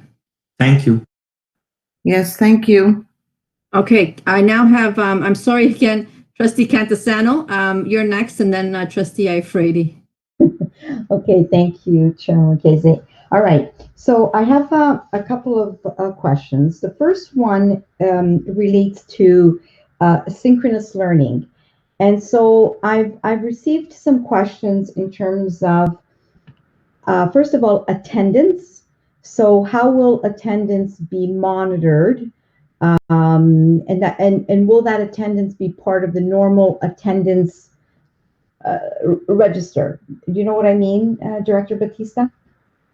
Yes, and so I guess we need to see, because during the period between March and the end of the year, everybody was present in terms of synchronous learning, right? So we're going to have to get clarification, unless I don't know if Tom Pachowski, do you have any information on the attendance? Through you, Madam Chair. No, we don't have anything specific right now. It's certainly been identified as a concern and how we're going to track these groups. I understand there's been some movement in terms of establishing BSIDs for the online learning, so that might be one of the options. But it's certainly been discussed with the ministry, and it's been identified as a to be determined. Yes, we'll let you know once we get clarification. Okay, perfect. Thank you. And then along those same lines, again, for the cohort of those that are going to be participating in synchronous learning, is there an expectation in terms of length of time that a student should be in front of their computers? You know, are we going to have guidelines in terms of every hour get up and take a 10-minute break, or, you know, something like that? Because the concern is if that they're consistently in front of that computer, that's not going to be good either. Yes, I agree with you. And so we will be developing some sample schedules that we will post in our plan, but it depends on the grade, right? So it depends on the grade and the teacher, because the teacher will be creating his or her schedule, and we'll be including breaks, and we'll be including time for asynchronous learning when students are doing independent learning. So the schedules will vary by teacher, but we can provide a sample schedule. Okay, thank you. And then with respect to schedules, do we know when the high school students are going to be receiving their official schedule for the first day of school? So I will defer to Superintendent Sarna or Pivato. Sure. So through you to Trustee Cantisano, we are expecting and planning to provide the schedules to all of our secondary students on their first day in attendance at school. However, in order for them to know what day it is they attend, they have to be informed in advance of whether or not they have been designated into cohort A or cohort B. If we remember, cohort A will attend on the first day, the Monday, and then they remain at home while on Tuesday, cohort B attends class. So before we can have anybody arriving at school, we need to inform and communicate quite clearly whether or not student has been denoted into cohort A or cohort B. Once that information is shared, we will be presenting and providing schedules in the period 1 class on the first day, as we do every year in our high schools. Perfect, thank you. That helps. Then my next question is, as many of the trustees may recall, I tried to put a motion forward several weeks ago about school uniforms. So I'm continuously getting emails from parents, even tonight. So my question is, I just want to ensure that we're all on the same page with respect to uniform policies, and that parents who have a concern with respect to uniforms, high school or elementary, will be speaking with either the superintendent of that school or the principal. So I just wanted to bring that up again, because again, I'm still getting questions, I'm still getting concerns, and originally it was from the elementary strand. Now it's beginning to be concerns from the secondary strands. So I'm just letting everyone know. And then my last question relates to technology. And my question is for Ms. Clapham. Do we have a timeline, or do we know when you need to know? Okay, so hold on. Families that require technology, are you going to be communicating with them in terms of asking them that question? And what would the timeline look for that piece of the process? Through you, Madam Chair, to Trustee Cantisano. Thank you for that question. For the Cohort C students, we're going to rely on some of the data when we send out the survey to parents tomorrow. And for those students who are going to be learning from home, we will send out an additional survey to gauge what their technology needs are. So that's A. And then when students return on the first day of school, what we will do is work with the school principals and the teachers to determine how many students can bring their own device, determine what the gap is to get to that 1-to-1 ratio, see how many devices the school has for each student, and then work as a team collaboratively with the superintendents and the principals to see, how we can fill those gaps and fill those needs so our students are safe. Thank you. Okay. So those families that may potentially still have technology from the period of March to June, how are you going to close the gap there? Because I assume that you're going to need some of that back in order to satisfy the requirements for the upcoming year. Yes, that's correct. So we loaned over 3,800 devices to students, and the agreement was for those devices to be returned the first day of school. So for me, it'll be fine, but for some, you may need to continue using that device, especially for secondary students or for those students who are Cohort C. So having said that, this is our devices, so we will need to discuss this with school principals and determine the parameters and the plan for device distribution. Does that answer your question, Trustee Cantisano? Yes, it does. So I think we can assume that we're going to have students on the first day of school that will not have technology, because we're going to be busy collecting them on the first day, right? Yes, you're correct. It's probably going to take a couple of weeks going into September to make sure we have all the right technology and the right students. Okay, perfect. Thank you. And that's all for me, Chair Marchese. Thank you. I have Trustee Iafrate, and we have. Go ahead. I'll be quick. Thank you, Chair Marchese. Through you to Superintendent Gray. You mentioned training for staff with respect to human rights issues and concerns, but you didn't mention, we have a human rights and equity advisor, Nalini. Will she not be involved in this training? Through the director to Chair Marchese to you, Trustee Iafrate, yes, absolutely. Okay, thank you. All right, I now have Trustee Wigston has a question about whether the first day will be grade 9 only.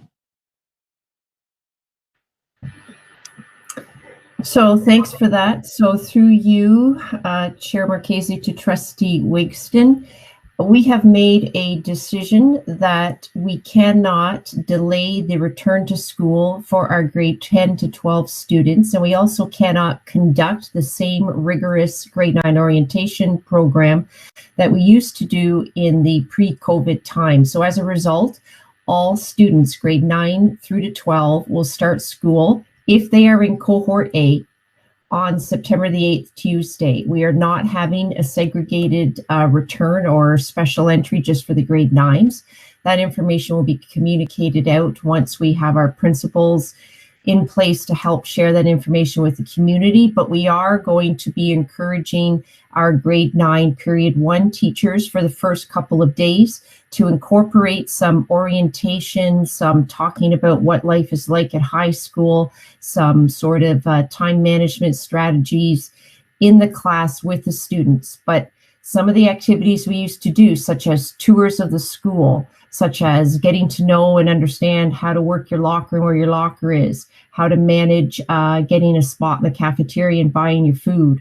None of those items will be options that we will be having as part of the high school experience at this time, and therefore we've made that decision.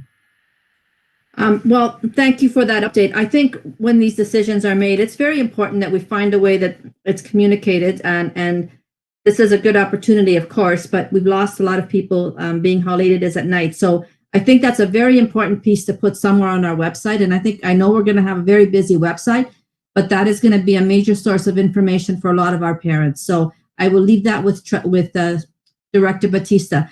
I'd like one more question from Trustee McNicol, because we need to wrap it up. It's 11:15, and I'd like to give Director Battista an opportunity to wrap up.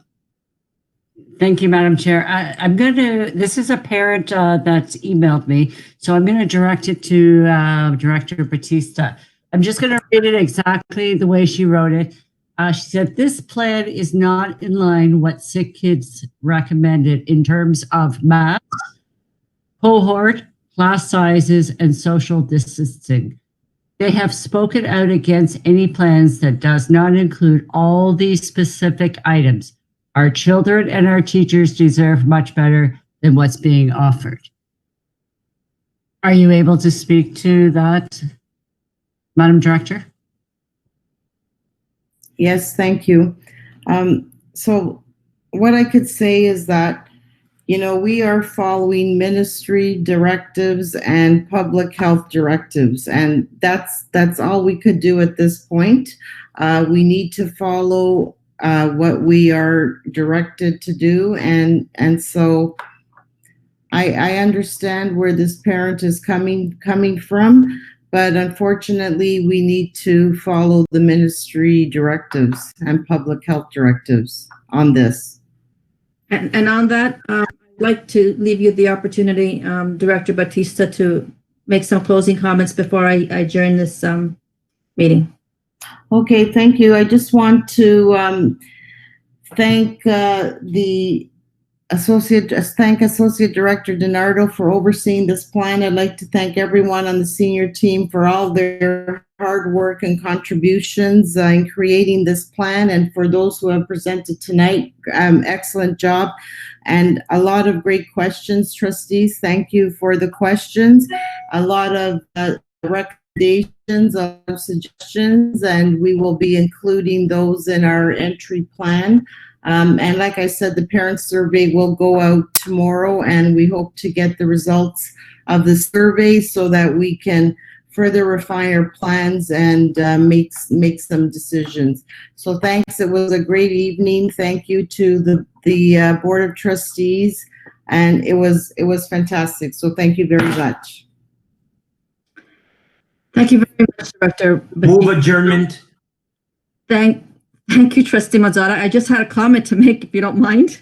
I won't take more than a minute. I just wanted to express the appreciation of the Board of Trustees for all the work that was presented here tonight. I'd like to encourage parents that are still on the line to continue to visit our website. There will be a link there for additional questions you may have, and we will be adding a section to the website that'll be frequently asked questions and answers. So please continue to visit the website, and to the Director Battista, if I could ask that the points that were raised and elaborated on tonight that weren't part of the actual presentation, to have that information when we post it as well on the website, so that our parents are operating with the most up-to-date information that we all have. So on that, Trustee Mazzotta, thank you for moving it, adjournment, but I would like to see if there's any notices of motions by anyone. Okay, seeing none, I need a seconder. I'll second it. Trustee Cantisano, any objections? I would think not at this hour. All right, that's passed. Good night, everyone. Thank you, everyone, for joining.